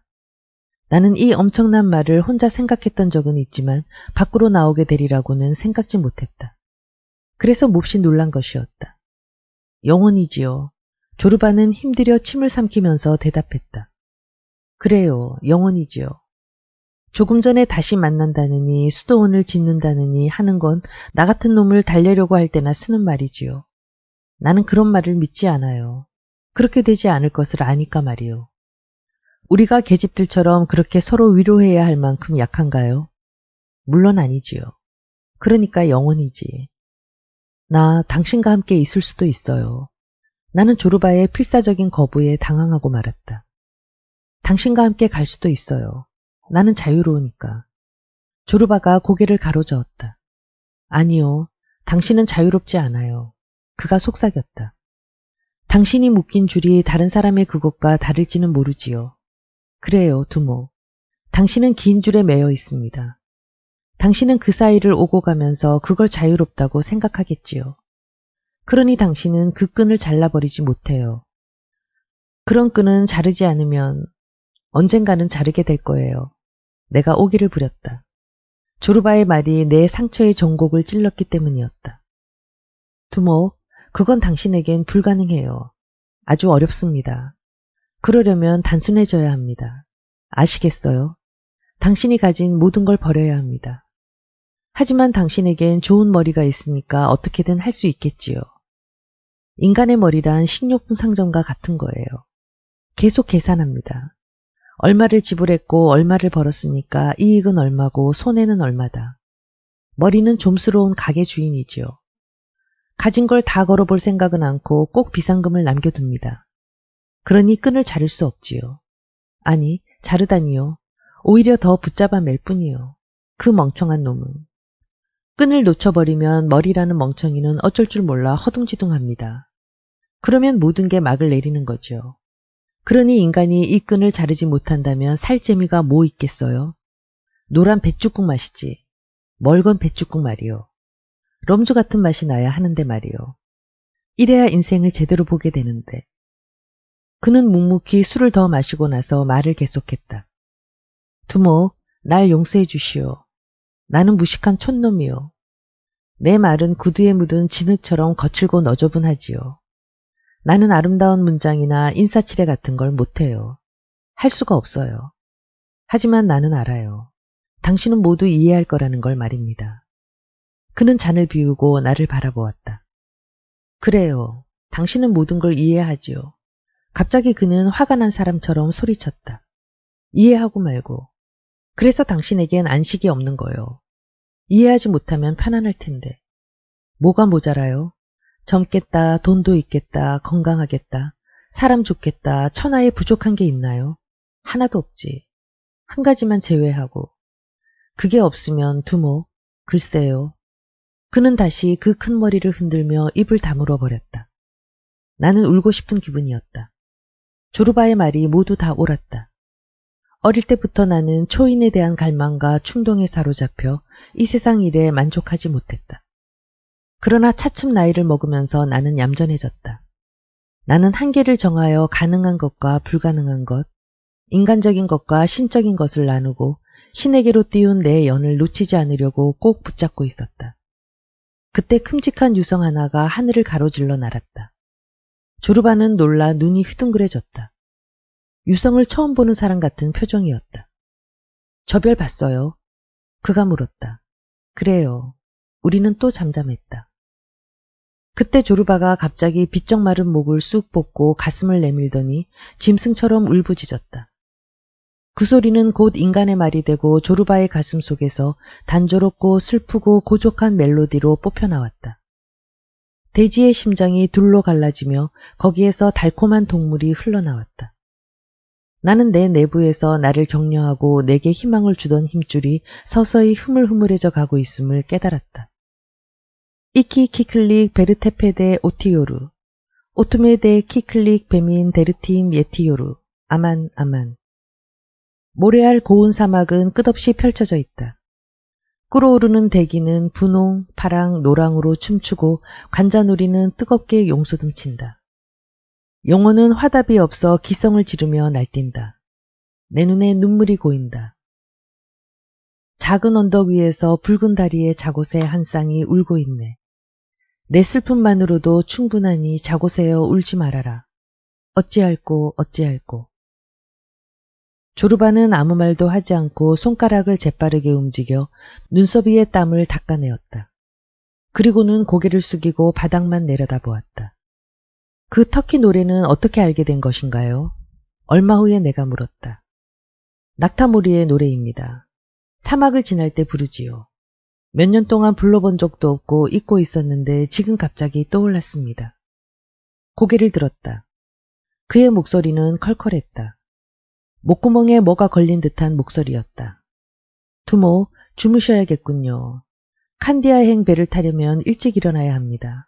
안녕히 주무세요. 조금도 졸립지 않아요. 당신과 함께 깨어 있겠어요. 우리가 같이 보내는 마지막 밤이니까. 그러나 빨리 끝내야 되는 거예요. 그는 더 이상 술을 마시고 싶지 않다는 표시로 술잔을 뒤집으며 소리쳤다. 모든 건 맺고 끊는 데가 있어야 해요.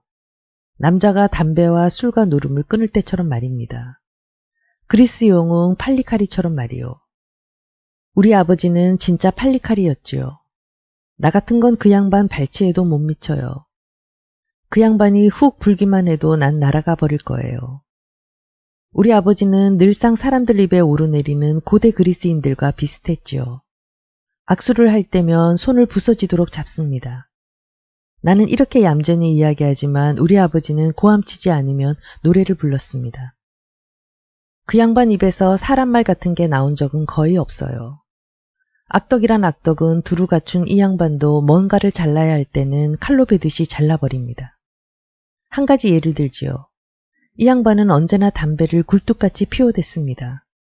어느 날 아침 자리에서 일어나 밭을 갈러 들러 나갔어요. 나가서 일을 시작하기 전에 밭둑에 기대고 한 대 피울 양으로 쌈지를 찾으려고 허리띠 밑으로 손을 집어넣는데 웬걸 쌈지가 비어 있었던 겁니다. 집에서 나오면서 담배를 집어넣는 것을 깜빡 잊어버린 거지요. 이 양반은 불같이 화가 나서 고래고래 소리를 지르며 마을로 향해 달렸습니다. 아시겠지만 담배를 피우고 싶다는 생각 때문에 제정신이 아니었던 거지요. 그래서 나는 늘 사람이란 참 묘한 거라고 생각하는데 그런데 갑자기 이 양반은 걸음을 멈추었대요.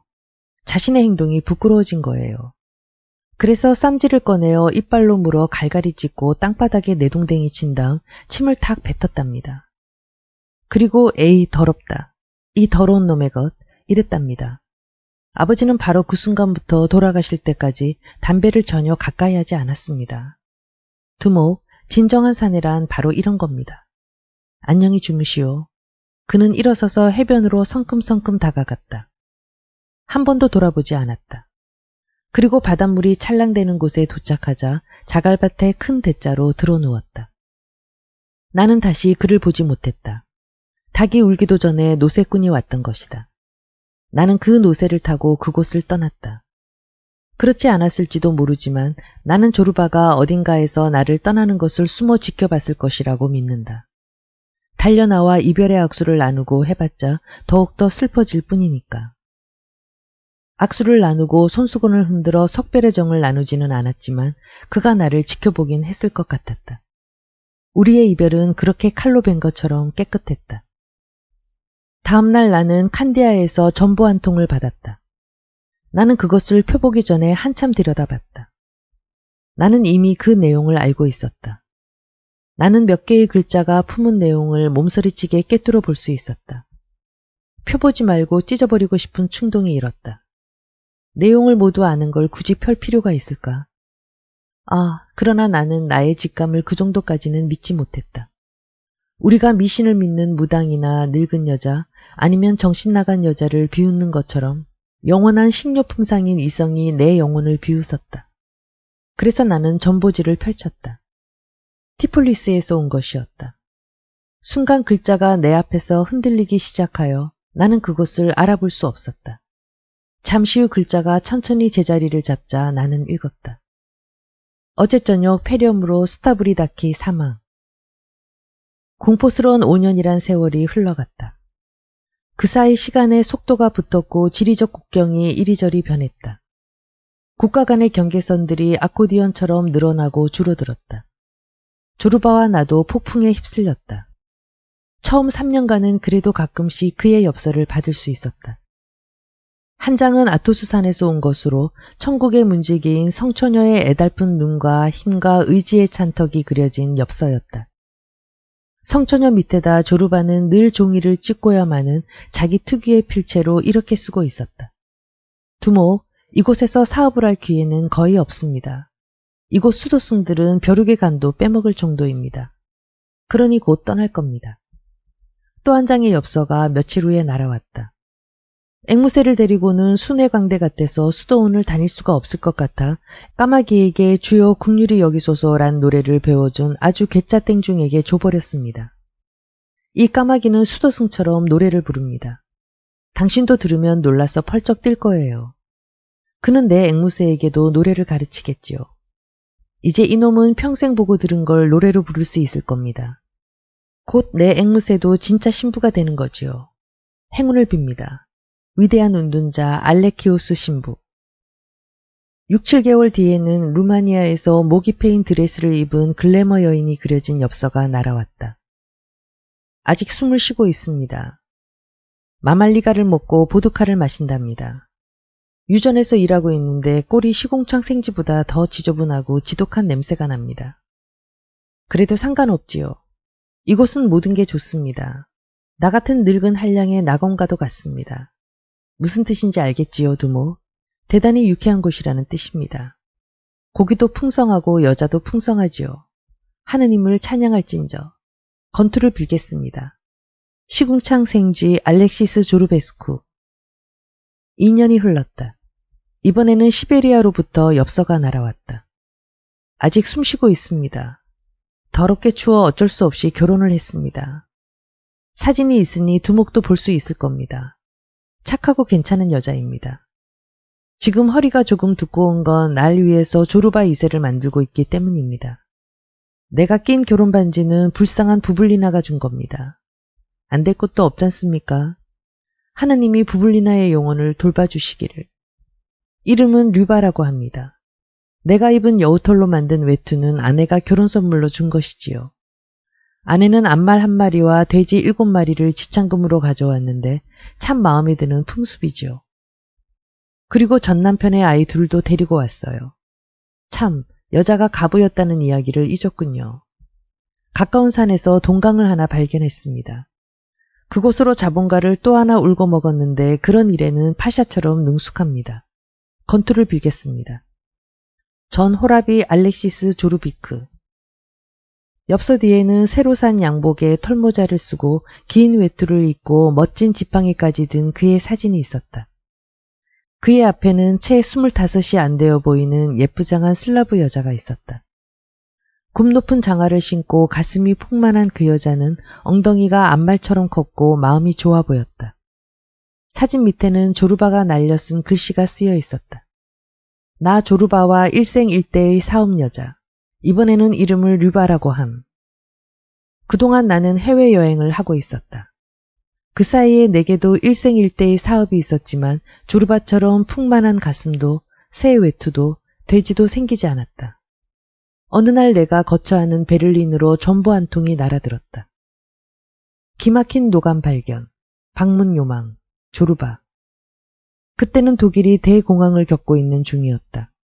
마르크화가 폭락하여 우표 따위를 사는데도 수백만 마르크를 가방에 담아가야 할 정도였다. 기근, 추위, 낡은 옷, 낡은 구두가 당신은 흔했다. 혈기왕성하던 독일인들의 얼굴도 별 수 없이 창백하던 시절이었다. 바람이라도 부는 날에는 사람들이 낙엽처럼 우수수 죽어가곤 했다. 어머니는 아이를 달래기 위해 고무를 씹게 했다. 밤이면 다리에서 경찰이 애들까지 안고 강물 속으로 뛰어내리려는 어머니들을 막아야 했다. 겨울이라 눈이 내렸다. 내 옆방에는 동양어를 가르치는 독일인 교수가 살고 있었는데 그는 추위를 잊기 위해 극동의 풍속을 흉내내며 긴 붓을 손에 들고 한시나 공자의 말씀을 적었다. 붓꽃과 치켜 세운 팔꿈치, 쓰는 사람의 가슴이 삼각형을 이루곤 했다. 그는 종종 만족스러운 미소를 띠며 내게 이런 말을 하곤 했다. 조금 있으면 몸에서 땀이 솟는답니다. 나는 이렇게 추위를 이기지요. 내가 조르바의 전보를 받은 것은 이 고통스러운 한겨울이었다. 처음에는 슬그머니 화가 치밀었다. 육체와 정신을 일으켜줄 빵 한 덩어리가 없어 사람들이 죽어가고 있는 판국인데 그따위 노감 한 덩이를 보러 수천 마일을 달려오라고 전보를 띄우다니. 아름다운 것 좋아하네. 그런 것에는 피가 흐르지 않아. 인간의 고통에는 아무런 관심이 없어. 그러나 자신도 어쩔 수 없는 어떤 힘에 나는 놀라고 말았다. 내 노여움은 순식간에 어디론가 사라져버렸고 본심은 이 조르바의 한가한 제안에 응하고 있었다. 내 속에 있는 새들이 날개를 펼치며 가자고 나섰다. 그러나 나는 가지 않았다. 나는 또 한 번 겁쟁이의 껍질을 벗지 못했던 것이었다. 나는 내 내부의 진실한 야성의 목소리를 따르지 않았다. 나는 지금 내게 걸맞지 않는 고상한 일을 이성으로 물리친 것이었다. 나는 예의 바르고 차가운 논리라는 것에 넘어가고 말았다. 나는 펜을 들어 조르바에게 이러한 경위를 설명했다. 그에게서 곧 답장이 왔다. 두모, 이런 말을 해도 좋을는지 모르지만 당신은 구제불능인 펜대 운전사 올시다.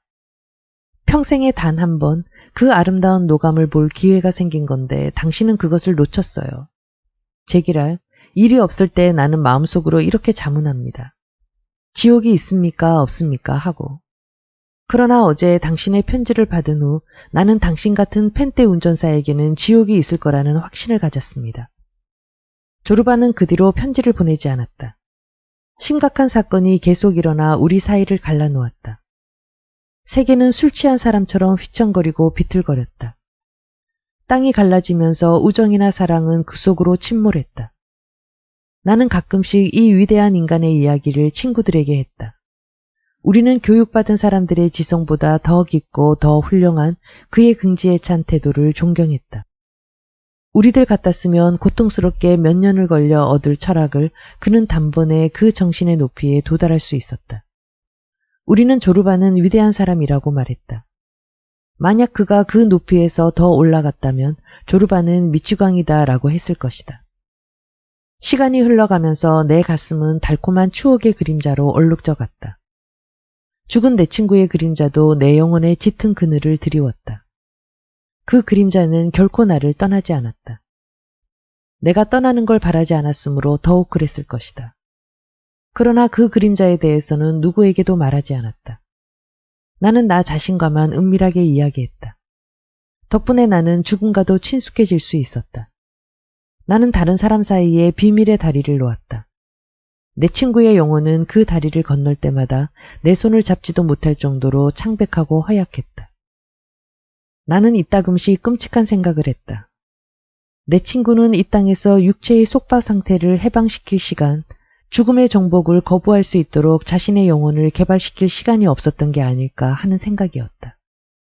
나는 그에게는 불멸의 것으로 만들어야 할 영혼을 그렇게 할 시간이 없었는지도 모른다는 생각이 들었다. 그러나 때로 그는 강하기도 했다. 실제로 그랬던가?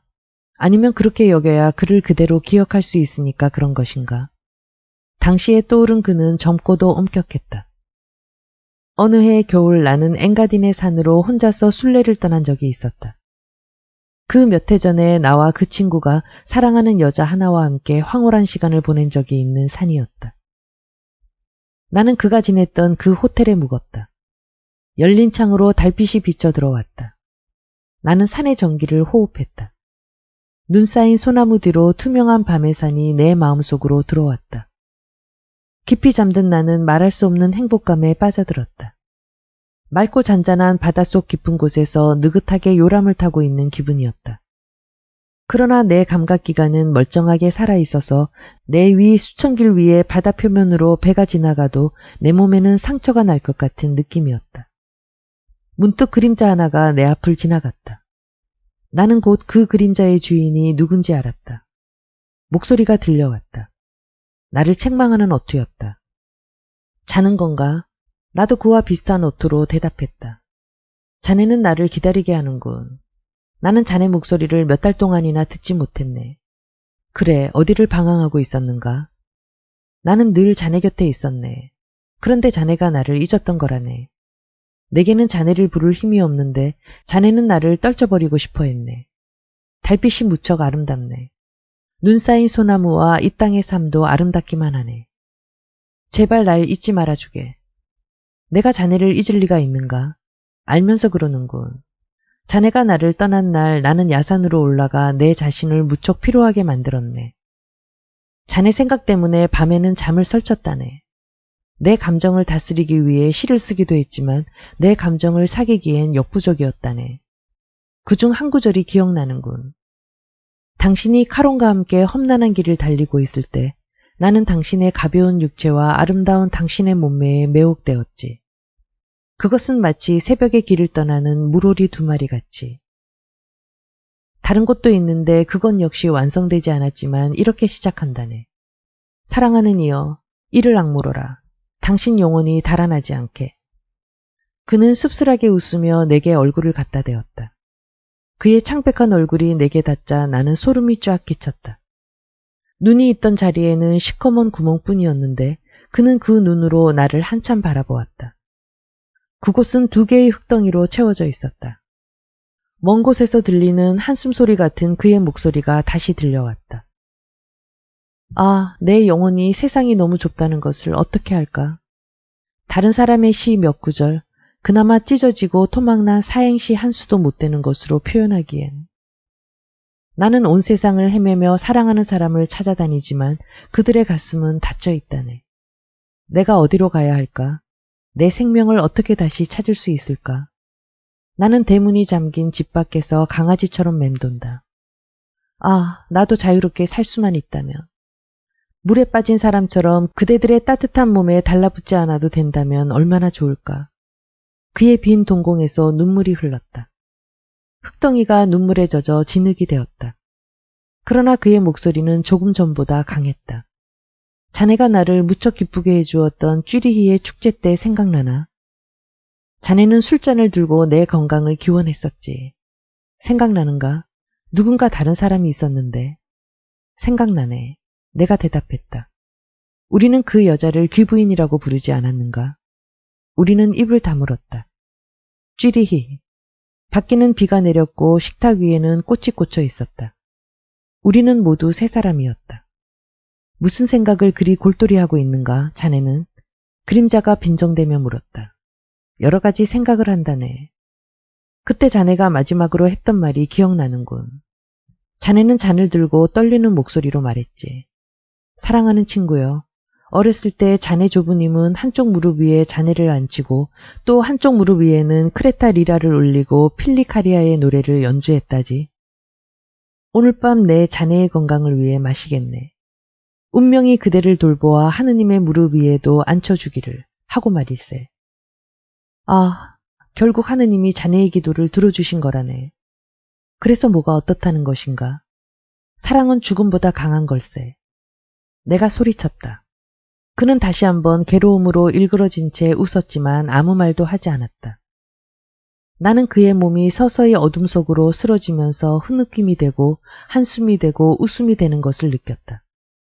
며칠 동안 죽음의 향기는 내 코끝에 남아 있었다. 그러나 가슴은 후련했다. 죽음은 나를 방문하고는 일을 끝낼 때까지 한 기퉁이에서 기다려주는 친구처럼 친절하고 다정한 얼굴로 내 삶 가운데 들어왔다. 그러나 언제나 조르바의 그림자는 질투하며 내 주위를 맴돌고 있었다. 어느 날 밤 나는 에기나 섬의 바닷가에 있는 내 집에 홀로 앉아 있었다. 편안했다. 내 창문은 바다 쪽으로 열려 있어서 달빛이 흘러 들어왔고 바다가 느긋하게 숨을 쉬고 있는 모습이 보였다. 나는 수영을 오랫동안 한 탓으로 깊이 잠에 빠질 수 있었다. 새벽이 되기 전에 그 행복한 안개 속으로 조르바가 나타났다. 그가 무슨 말을 했는지 왜 왔는지는 기억나지 않는다. 그러나 잠에서 깨었을 때 나는 가슴이 터질 것 같았다. 이유도 없이 내 눈에는 눈물이 고였다. 갑자기 나는 그와 함께 크레타 해안에서 지냈던 일들을 재구성하고 기억을 더듬어 조르바가 내게 쏟아놓았던 말, 절규, 몸짓, 눈물, 춤을 그대로 보존하고 싶다는 욕망이 주체 못할 정도로 솟아나는 것을 느꼈다. 이 욕망은 어찌나 강렬했던지 겁이 날 정도였다. 나는 이 욕망이 어느 땅 위에선가 조르바가 죽어가고 있는 징조라고 생각되었다. 나는 내 영혼이 그의 영혼과 꼭 붙어 있어서 어느 한쪽이 죽으면 다른 한쪽에서 몸을 떨거나 괴로움으로 절규하게 될 수밖에 없으리라고 생각했다. 나는 조르바의 추억을 모아 언어로 표현하는 일을 한동안 망설였다. 유치한 공포가 나를 엄습했다. 나는 속으로 이렇게 다짐했다. 내가 이것을 한다면 조르바를 죽음의 위기로 몰아붙이는 것과 마찬가지다. 나는 내게 이 일을 명하는 저 운명의 손과 맞서 싸워야 한다. 나는 그렇게 일주일을 버티었다. 나는 다른 글을 쓰거나 하루 종일 나돌아다니거나 책을 읽거나 했다. 그것들은 보이지 않는 존재를 따돌리기 위해 쓰는 나의 전략이었다. 그러나 내 마음은 결국 조르바를 대신한 이 일의 엄청난 열기 속으로 빨려 들어가고 말았다. 어느 날 정오경에 나는 바닷가 테라스에 앉아 있었다. 태양은 뜨거웠고 나는 눈앞에 있는 살라미스 섬의 맨송맨송한 옆구리를 바라보고 있었다. 그러다 갑자기 나는 보이지 않는 손에 이끌려 테라스에 뜨겁게 달아오른 반석 위에다 종이를 펼쳐놓고 조르바의 말과 행적을 재현시키기 시작했다. 나는 과거를 현재로 만들고 조르바를 있는 그대로 되살리면서 미친 듯이 써내려갔다. 그의 모습이 제대로 그려지지 않으면 그건 전적으로 내 책임이라고 생각하며 나는 최대한 열심히 이 옛친구의 모습을 그대로 나타내려 애썼다. 나는 꿈에 본 조상의 모습을 그대로 동굴에다 그려놓으면 조상들의 혼이 자기 몸인 줄 알고 그 그림 속으로 들어간다고 믿던 아프리카 미개족의 주술사가 되어 있었다. 조르바에 대한 나의 연대기는 몇 주일 만에 완성되었다. 마지막 날 나는 첫날과 같이 테라스에 앉아 늦은 오후의 바다를 바라보고 있었다. 내 무릎 위에는 탈구한 원고가 놓여 있었다. 나는 무거운 짐을 내려놓은 것처럼 가뿐했다. 마치 갓 낳은 아기를 아는 여자 같은 기분이었다. 펠레폰네 소스 산 뒤로 붉은 해가 질 때쯤에 시내에서 온 내 우편물을 갖다주는 농가의 계집아이 소울라가 테라스로 올라왔다. 소울라는 내게 편지 한 장을 건네고는 달아났다. 나는 그게 어디서 온 건지 알 수 있었다. 적어도 나는 알 것 같았다. 편지를 뜯어보고 나는 발광을 하지도 고함을 지르지도 않았다. 크게 놀라지도 않았다. 예감이 맞아떨어졌다. 나는 원고를 무릎 위에 올리고 지는 해를 바라보면서 그 편지를 받으리라고 정확하게 예견하고 있었던 것이다. 나는 말없이 편지를 읽었다. 세르비아의 스코플리에 근처의 마을에서 온 것으로 엉망진창에 독일어로 쓰여져 있었다. 나는 천천히 그 편지를 번역했다. 저는 이 마을 교장으로 지난 일요일 오후 6시에 이곳 주인인 알렉시스 조르바가 세상을 하직했다는 슬픈 소식을 전하고자 이 편지를 씁니다. 그는 마지막으로 이렇게 말했습니다. 교장 선생, 이리 좀 오시오. 내겐 그리스에 친구가 하나 있습니다. 내가 죽거든 편지를 써서 내가 마지막 순간까지 맑은 정신으로 그 사람을 생각했다고 전해주시오. 그리고 나는 여지껏 살아온 나날에 대해 조금도 후회하지 않더라고 해주시오. 그 사람의 건투를 빌고 이제 좀 정신을 차릴 때가 되지 않았느냐고 하더라고 전해주시오. 조금만 더 들어요. 만약 신부 따위가 내 참여를 듣고 종부성사를 하려고 들면 빨리 내쫓으면서 할 말 있으면 저주나 잔뜩 내려주고 가라고 해요. 내 평생 온갖 일을 다 해보았지만 아직도 해야 할 일이 잔뜩 남았소. 나 같은 사람은 1000년을 살아야 하는 건데 말이오. 이게 그분이 남긴 유언입니다. 그는 유언이 끝나자 침대에서 몸을 일으켜 시트를 걷어붙이며 일어서려고 했습니다. 부인인 류바, 저, 이웃의 장정 몇 사람이 달려가 말렸지요. 그러나 그는 우리 모두를 구속으로 밀어붙이고는 침대에서 뛰어내려 창문가로 갔습니다. 거기에서 그는 창틀을 움켜쥐고 먼 산을 바라보며 눈을 부릅뜨고 웃다가 다시 말처럼 꺽꺽 울었습니다. 그렇게 손톱을 창틀에 박고 서 있는 사이 죽음이 그를 데려갔습니다. 그의 부인 류바가 제게 말하기를 선생님께 편지를 보내어 대신 경의를 표해달라고 했습니다. 부인의 말에 의하면 고인은 선생님 이야기를 종종 했고 자기가 죽은 뒤에는 산투리를 꼭 선생님께 드려서 우정의 증표로 삼고 싶다는 부탁을 했다고 합니다. 그래서 미망이는 선생님이 이 마을을 지날 기회가 있으시면 하룻밤 묵으시고 아침에 떠나실 때 이 산투리를 꼭 가지고 가시라고 합니다.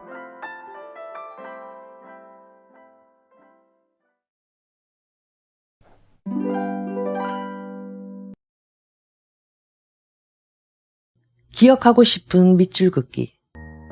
미래라는 게 예견될 수 있는 것이라면 우리 이별은 얼마나 다른 것일 수 있었을까? 진정한 행복이란 이런 것. 야망이 없으면서도 세상의 야망은 다 품은 듯이 말처럼 일하는 것. 사람들에게서 멀리 떠나 필요로 하지 않되 사랑하며 사는 것. 크리스마스 파티에 들러 진탕 먹고 마신 다음 잠든 사람들에게서 홀로 떨어져 별을 이고 무틀 왼쪽, 바다를 오른쪽에 끼고 해변을 걷는 것. 그러다 갑자기 인생은 마지막 기적을 이루어 동화가 되어버렸음을 깨닫는 것. 내 인생에서 가장 큰 은혜를 베푼 것은 여행과 꿈들이었다.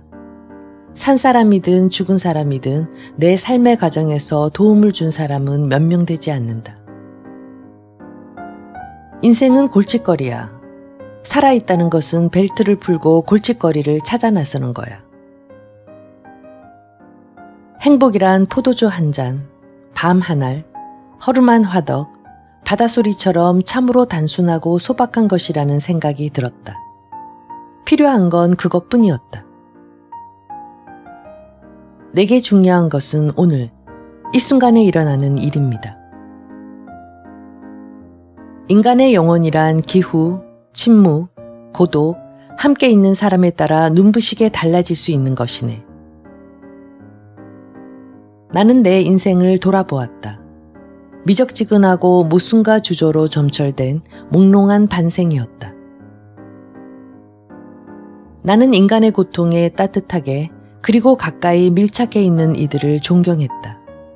오르땅스 부인이 그랬고 과부가 그랬고 슬픔을 씻으려고 바다에 용감하게 몸을 던진 창백한 파블리가 그랬고 양의 목을 따듯이 과부의 생목을 따라고 고함을 지르던 델리가 그랬고 남들 앞에서는 울지도 말도 하지 않던 마브란도니가 그랬다.